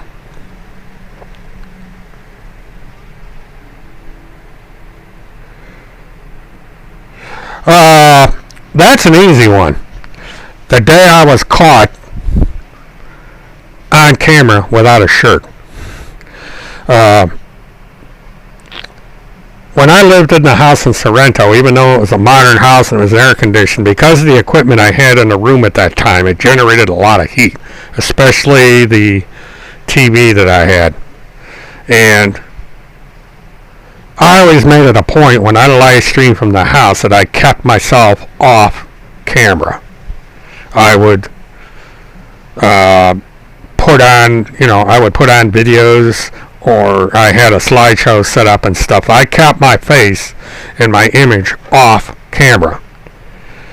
And I had a video camera, that I had recorded the day's events, and I was going through the video, and I was going to start live streaming the video, and I hit the wrong button on the switch, and it turned my webcam on, and here I am without a shirt on, looking down like this into my camera, and the man boobs got a little bit big, and and the next thing you know, it's all over the internet. I mean, there is a video now on YouTube made by a guy by the name of Monoxide MMAC, and it's me on camera with no shirt.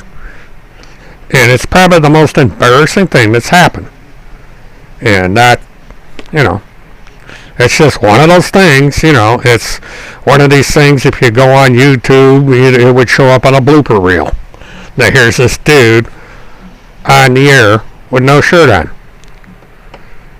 And you learn from that. I learned that if I go on the air, I better have a damn shirt on. Just make sure that anything you do off camera that might get you in trouble. That's the first lesson they should teach in journalism school, I suppose, if you're going to be a live person, is to watch the hot mic and watch the video. Yeah, it's Monoxide MMAC, one word. If you do it on YouTube, it'll come up. There's about 4 videos. The guy used to make these, what they call soundboard calls. And even though I wasn't on camera when he made those calls, he would use that one picture. And Tim Holmseth uses that picture all the time because it's embarrassing. This is what they do. They don't want to argue the merits of their position. They want to put down and gaslight their opponent. Tim Holmseth does it, re-airing those cartoons that were put up, the Monoxide calls, and the picture of me with no shirt on. That's all he's got. He doesn't have facts. He can't argue facts. He has to demean, gaslight, and intimidate. That's what these people do. Randy Erickson does the same thing.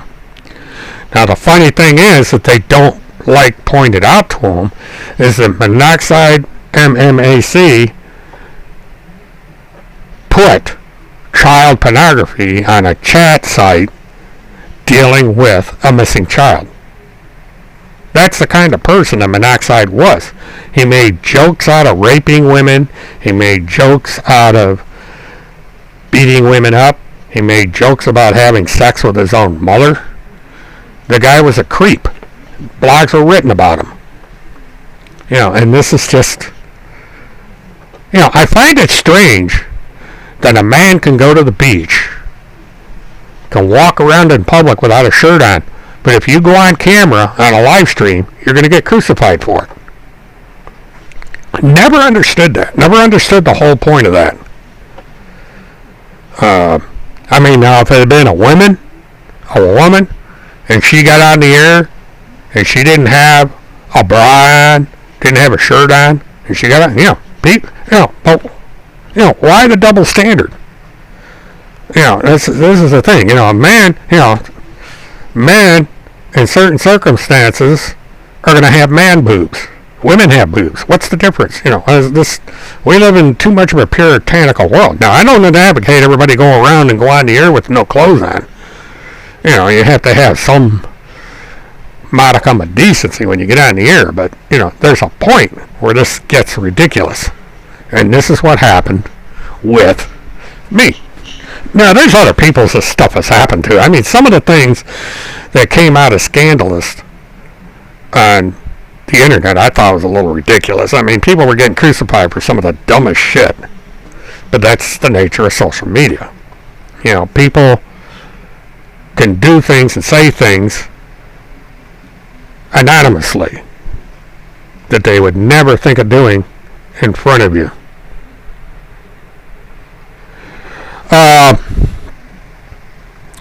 Levi and I fought because of my defense of Tim Holmseth.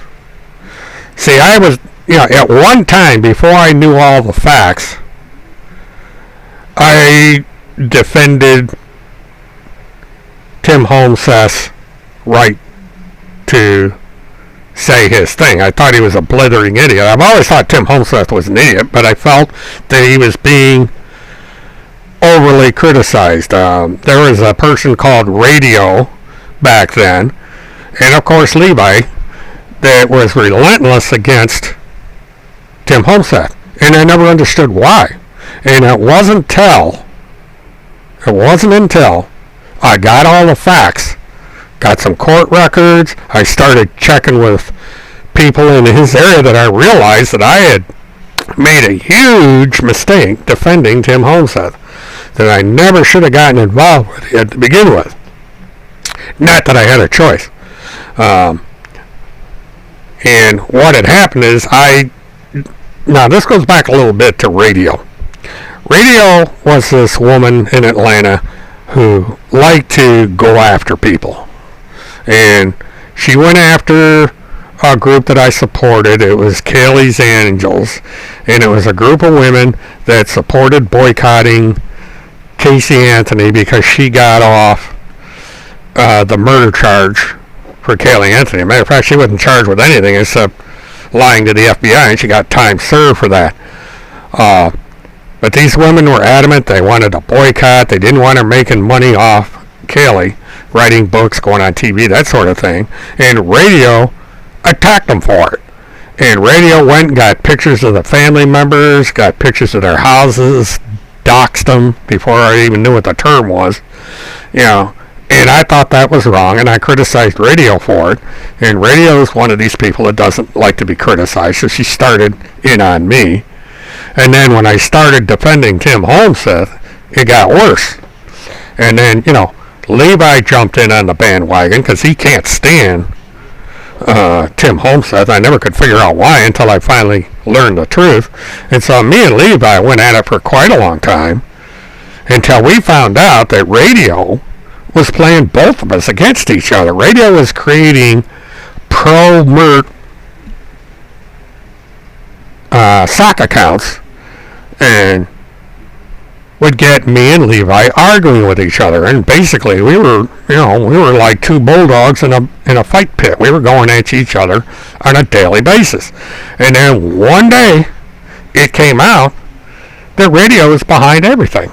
That she had been playing us all, both sides against each other. She was playing us all for fools. And once that came out, we all said, look, let's put down our swords, agree to disagree, and leave each other the hell alone. And if somebody comes along and tries to start something between us, let's talk to each other before this thing gets out of hand. And it's been that way ever since.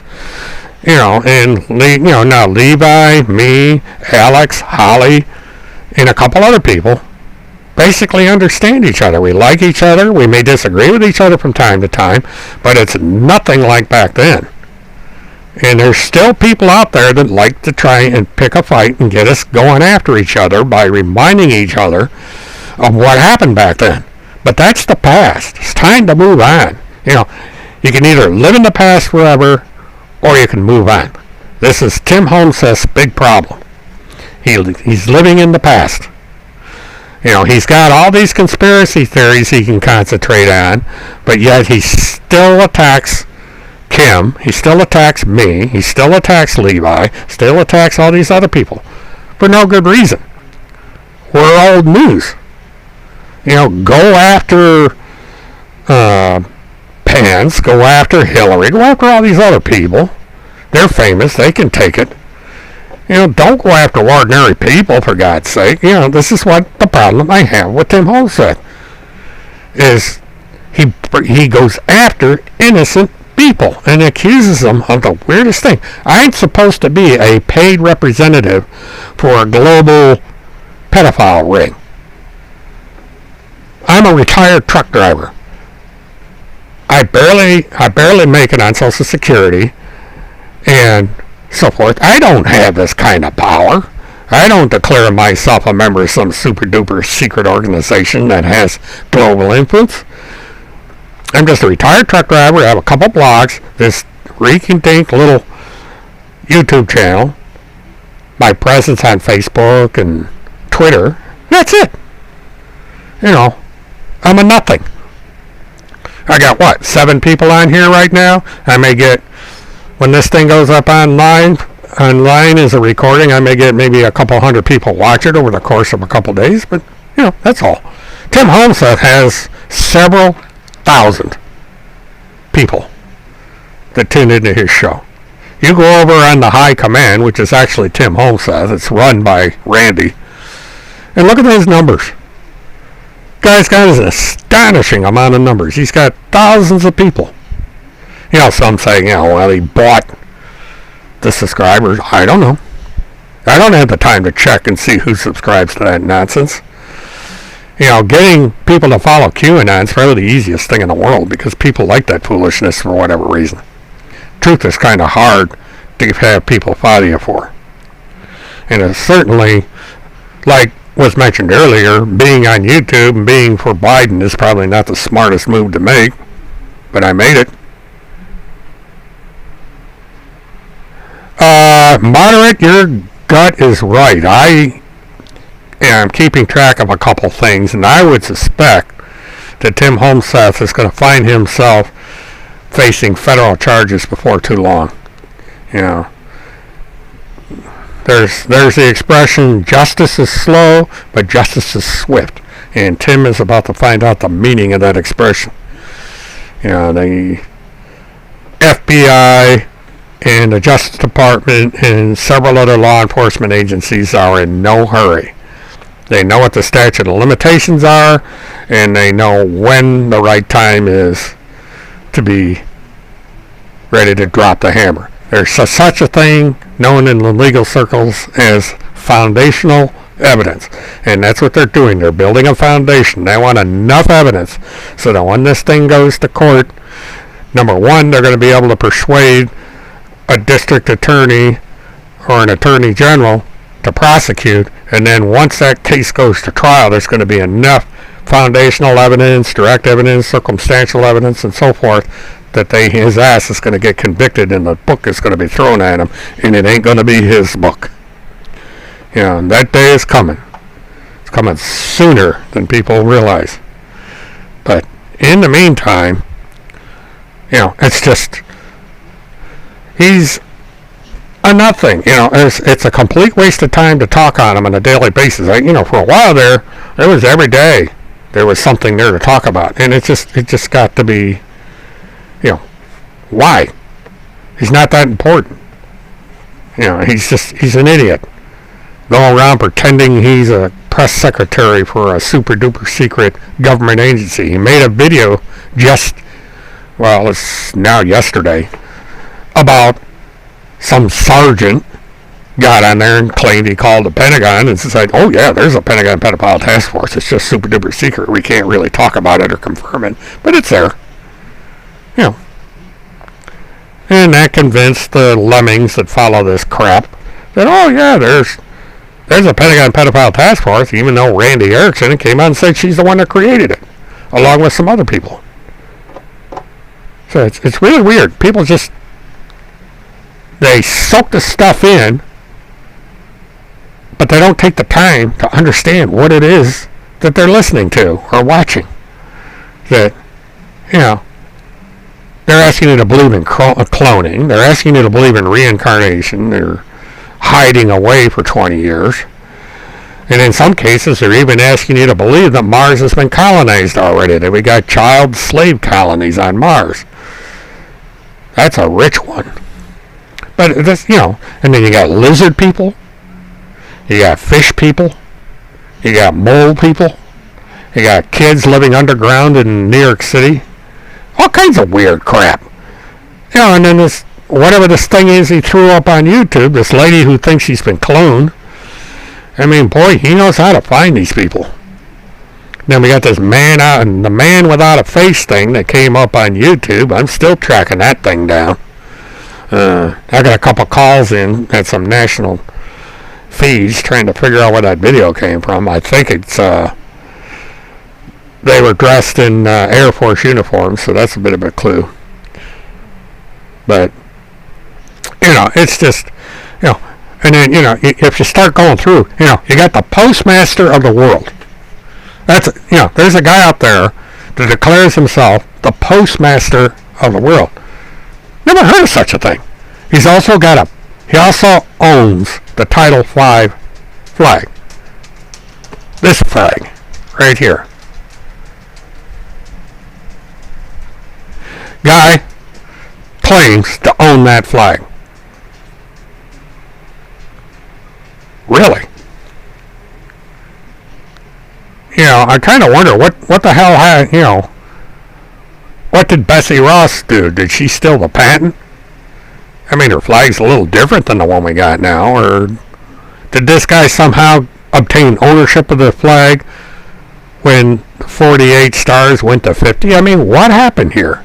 How did this guy, number one, how did he become postmaster of the world? And number two, how the hell did he get his hands on the patent for this flag?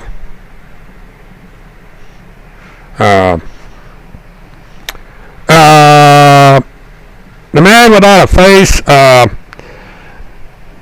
Randy Erickson has a link to it on her Facebook, and it's some guy around the 12th of June over on Twitter started it, and I have had a double of a time trying to figure out where that video came from. The original media photojournalist shot that, because I'm trying to figure out why the man's face was blurred out. Well, you normally do it if it's an active CIA or Secret Service that's undercover or something. So, who blurred out the face and why? Or was that done by the conspiracy theorists? And that's why I want the original video. I want to see if that man's blurred out in the original video. And it's these people, when they come up with these videos, like this man without a face, they don't source the video. They just put it up there and say, oh, there's JFK Jr. in Marine 1. It's got to be him because his face is blanked out, and here's a picture of JFK Jr. with no shirt on. See, JFK Jr. can get away with not wearing a shirt, which I think is rich. But I can't. I have to wear a shirt because I'm on video. Kind of interesting. But this, and this is the kind of crap that Tim Holmseth puts out there, and Randy, and Preacher Dan, and all these other clowns.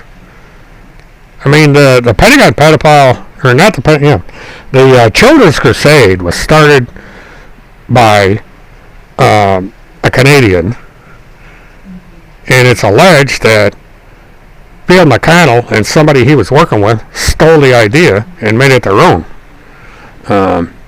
And the guy still liked Field McConnell until he got mixed up with Tim Holmseth and everything went downhill. See, that's something in there. Anybody that Tim Holmseth gets screwed around or gets hooked up with gets screwed. Now, Phil McConnell is under house arrest. He gets to stay in a $500,000 house in Florida, but eventually he's going to go to court. And he's going to have to go to trial. And there's a chance that he may get a felony conviction. And who knows what's going to happen there. The only thing that saved his ass right now is this coronavirus. They had to shut the court down because of the coronavirus. So,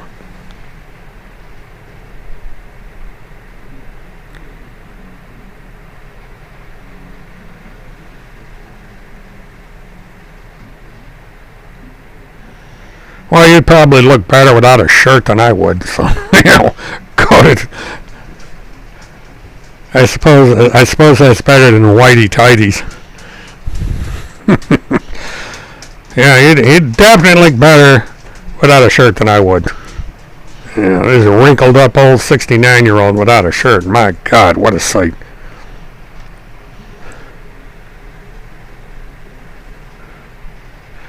Oh, Nola, that's a whole different story. Levi, that has to do with Levi. I'll let him tell that one. But this has to do with a woman by the name of Astra. It's just one of these kooks that comes out of the woodwork. My sound is terrible? Oh, dear. Let me see if I can adjust. I wish I'd known that earlier. Let's see. Let's bring this down a little bit. Yeah, hopefully that'll improve things a little bit.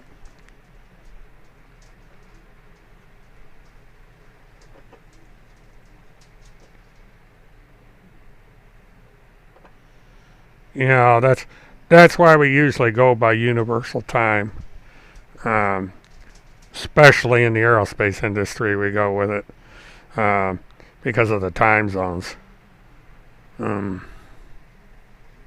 yeah, it was. I got to watch my balances. It was overdriving. Its sound is probably screwed up through the whole show, which yike.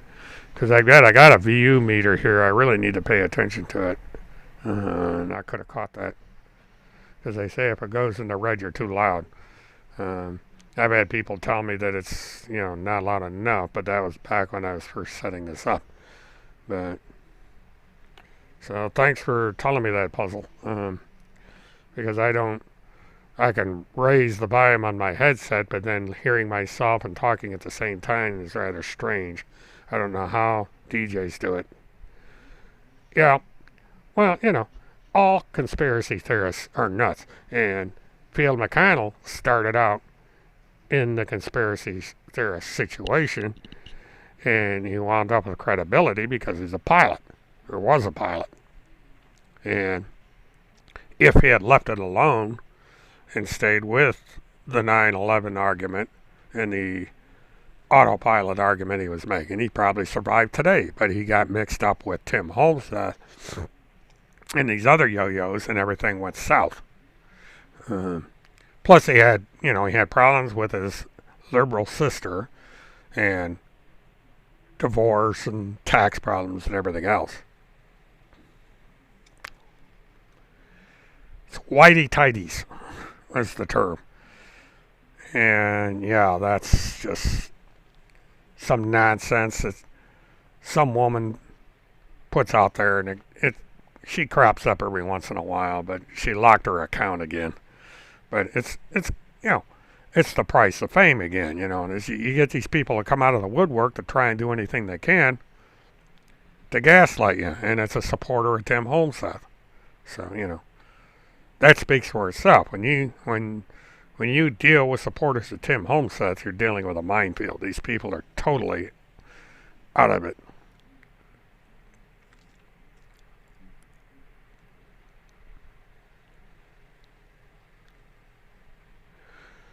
Well, it's a personal decision you have to make. You can watch the incidents, and you can decide whether you're going to form an opinion or not.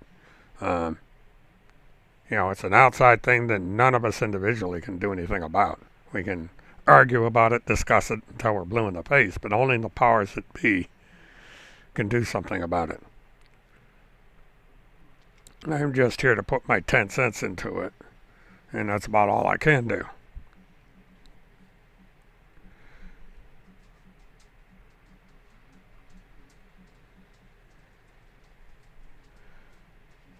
Well, it's I think tidy whities is the least important thing that anybody could be talking about. Um, I think it's the most ridiculous thing I've ever heard in the way of criticism on the internet, no matter who the person is, friend or foe. Um, and the individual advocating that argument is a complete idiot. You know, and of course, it's somebody that supports Tim Holmseth, so naturally, you're going to have this kind of ridiculousness comes out. So, let's see if I can have this come up without screwing the. Nope, screwed up. Okay, that didn't work. Well, that's weird. Well, that'll work. Yeah, trying to get this mixer board to cooperate is kind of weird. And that's why you're seeing all this flipping around. Usually when when a host does a show, you have somebody in the background doing all these graphics, and I'm a one-man band, and sometimes the software doesn't want to cooperate. So,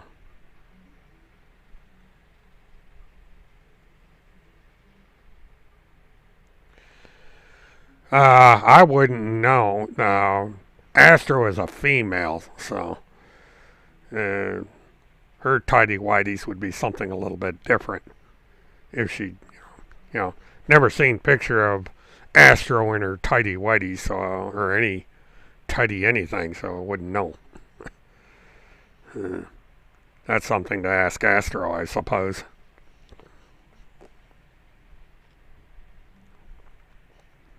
Astro is a 60-year-old woman that runs a Domino's pizza. It's either Domino's Pizza or Pizza Hut. It's one of those two.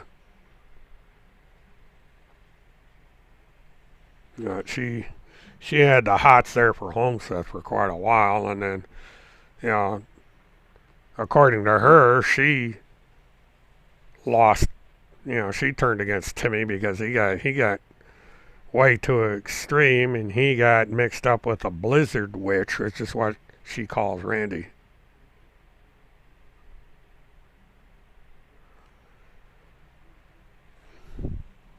Well, I hate to say it, but I was talking about Levi. This Astro person got in there and claimed she had a picture of Levi in his whitey tidies, which I think is weird. Yeah, this whole thing is confusing. It's even I'm confused, and I've lived through it.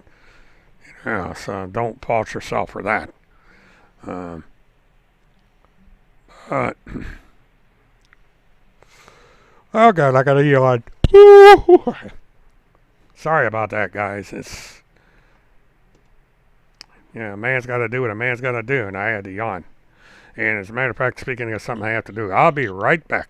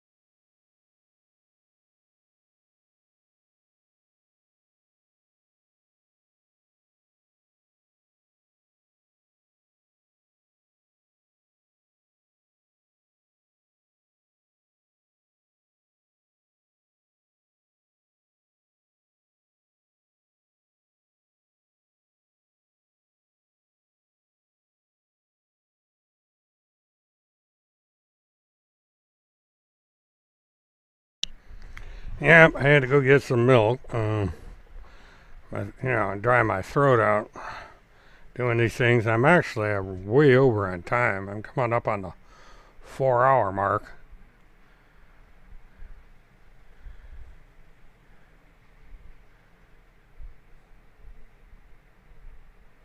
Well, Laura, that's the way it should be. It should vote on policy and personal beliefs and not have this outside influence of the various religious groups.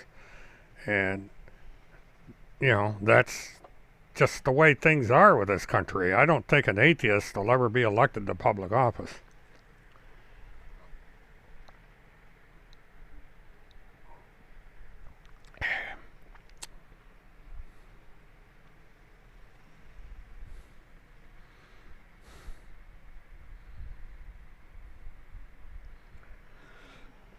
Well, the thing of it is, Laura, is religion is what drives this country. It has for a long, long time, even though in our Constitution we don't have a state religion. We don't have the Church of England over here, which is one of the reasons this country came about. We don't have a queen or king or royal family yet. And I hope we never get to that point. So, it's this country's unique in a lot of different ways.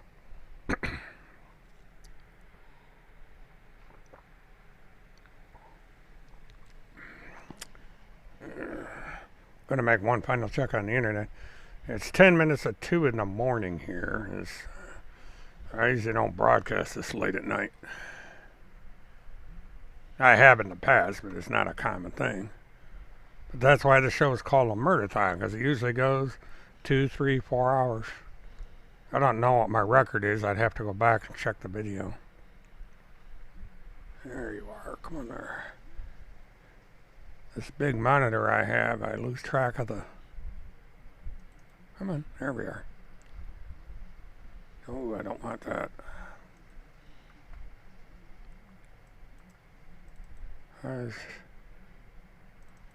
I'm pleasantly surprised at us a couple things here.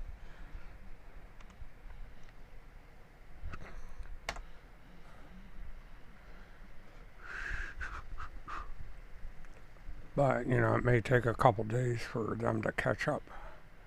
So let's see.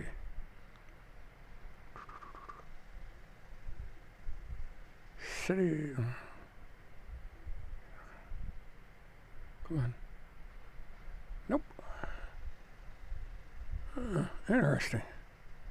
And this is a Sunday. This is when things get bad. Well. Yep, good. Interesting. Uh-oh, my cue is about to come. You're about to meet the star of the show. Here's the star of the show. Come on up. Yeah. People like it when I bring her on. Oh, all right, Amber. This is the show's mascot. This is Amber. Peekaboo. Say hi. Hi. Amber is a long-haired dachshund mix. I think we got Cocker Spaniel in here. But usually at some point in the show, she comes out to say hi. So I figured towards the end of the show, Amber can come out and say hi. Very hard to conduct a live stream with a dog. But, she likes to be rubbed. I stop rubbing Amber, and she goes crazy. Watch. Say, hey, what are you doing? I want to be rubbed. See? That's what I'm talking about. Oh, I like that. Yes, I do. Yeah. But she steals the show every time she comes out. World's oldest puppy. Yeah. That's it, Jar. Okay, girl. I'll be coming to bed soon. Yep. Oh, come on. Okay, you're up. There the girl. There you go. Yep, she's a 6-year-old puppy. Yep, she sure is. Okay. Whew. I gotta get rid of all the dog hair. Skippy's the other one, but he's more laid back. He knows I'm going to pick him up. Skippy is right here. Come here, Skippy. Come here, boy. Come on. Come here. Now, Amber, you've had your day in the spotlight. Let everybody see Skippy. You good girl. Don't knock me out the air, Amber. Okay. Whoop. Whoop. Uh-oh. Amber still. Come here, Skipper. I got you. All right. Here's Skippy. He's the black sheep of the family.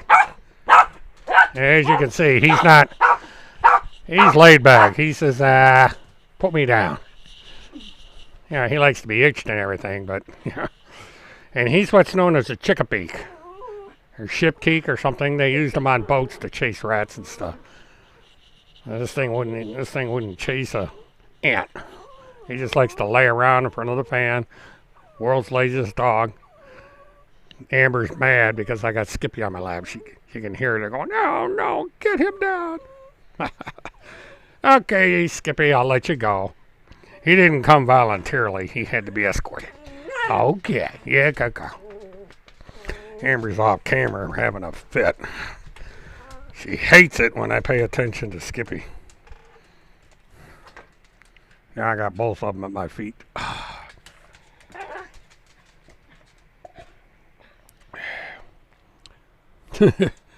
Yeah,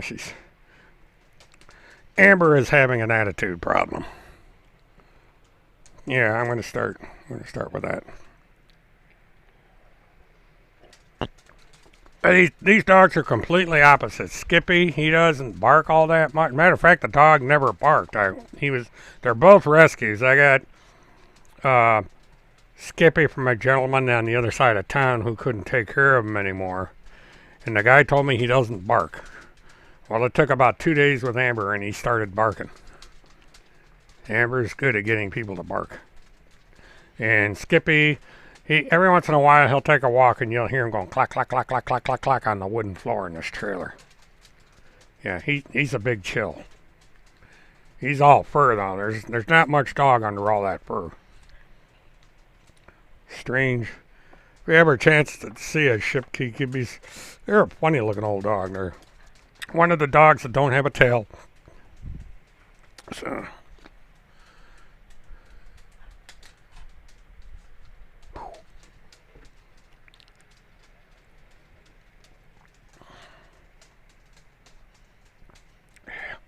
Yeah, Skippy every once in a while he'll just walk back and forth. He walks in the fan, goes in, gets a little drink of water, maybe a little bit of dog food, and goes back to the fan and lays down.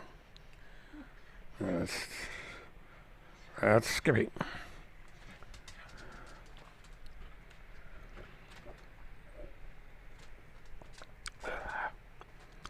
Yeah, what I'm going to be doing is I'm going to give the 2-minute warning. I'm going to close this out at the top of the hour. This show has ran real long. But it's been pretty good so far.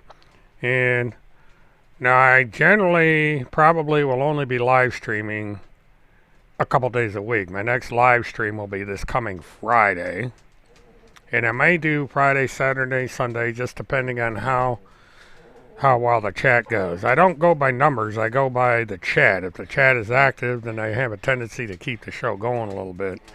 And then if everybody starts going to sleep, then I shut it down. And plus, once it gets us late, somebody my age, I gotta get some sleep. I'm getting up, I'm getting old in the tooth here. I don't have the vim and vigor and strength and all that of Mr. Trump, or even Mr. Biden. So, I gotta get my rest. I hate to think what I'm going to be like when I'm 74.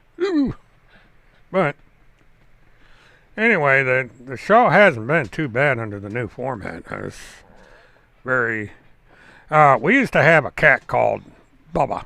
Called him Bubba the Fat. He's a big old cat. He's no longer with us, unfortunately.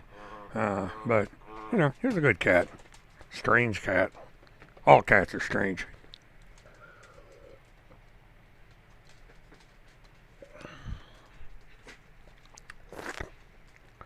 But, yeah, that dog does nothing but sleep all day long. The only time he gets active is if you have food, he does this little dance. He'll sit there and he'll start dancing around. Funny to watch. And I got Amber to howl like a beagle. Oh, one of these days I'll do it on camera. I look totally ridiculous doing it, but I get her howling.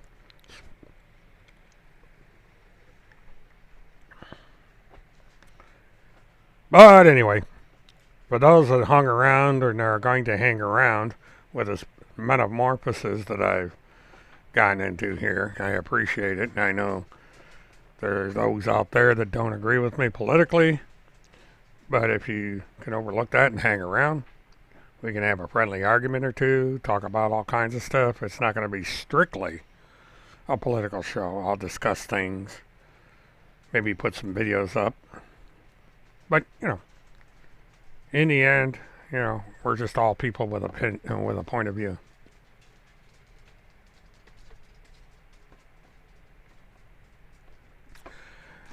Well, I would hope that this has been a learning experience, that you've got to have some experience at governing.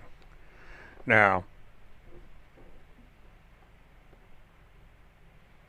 Ronald Reagan was in entertainment. He was a movie star. He made movies. But he was a governor. He learned how to govern. He learned the ins and outs of politics. And then he was elected after several tries. And he did a pretty decent job as president. Like I said earlier, I don't agree with the man's politics. But I liked the fact that he was, number one, he was a good speaker. I love listening to his speakers. I probably have. The thing of it is, you take a chance when you make a change like this. Now, I could have sat there and kept talking about Timmy and probably kept my numbers up. If all I cared about is numbers, I could have stayed where I was. Maybe gotten a few more people. But that would be dishonest. I said this at the beginning of the show, and I'm going to say it at the end of the show. If I go back to having only 10 people, I'm willing to take that chance. I'm willing to pay the price. Because it's just a decision I made. It's a risk I've taken. If I lose my numbers, I lose my numbers. And it's, if people are only going to hang around this channel because they agree with me, then I'm not going to have much of a show. But if I have a variety of people and we can discuss with each other things, agrees with, disagrees with, and still remain friends, that's a good thing. But if you don't take a chance, you'll never know if it was the right decision or not. It's a decision I've made. It's a decision I'm going to stick with from here on out, at least until the 3rd of November and possibly a little bit beyond. And if Trump wins again, he wins again. If Biden wins, he wins. It's a contest. We're going to see who wins the battle at the end of the game. Who scores the touchdown, who gets the last out.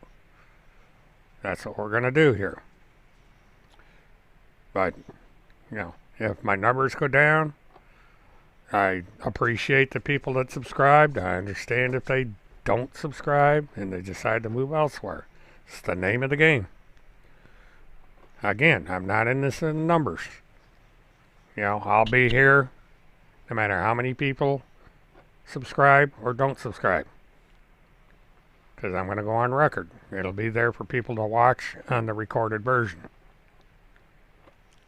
So, I'm going to close out. I will be doing what I call my mobile thons. And I may do other thons based on activities that I have planned for the future. We'll see. Because this is not going to be an all politics channel. This is not going to be an all conspiracy theorist fraud channel. It's going to be a variety show. It's going to be different things that come up. Now, the Biden banner might be there, or something else might be there. You never know. I'm the kind of guy every once in a while I'll pop up with something out of the woodwork with totally unexpected. Rarely. I've had a couple guests come on.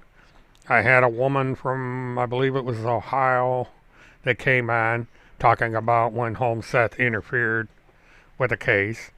I had a man by the name of Chad Cater on. He went through the experiences he had with Tim Holmseth. Tom Morrissey did the same thing.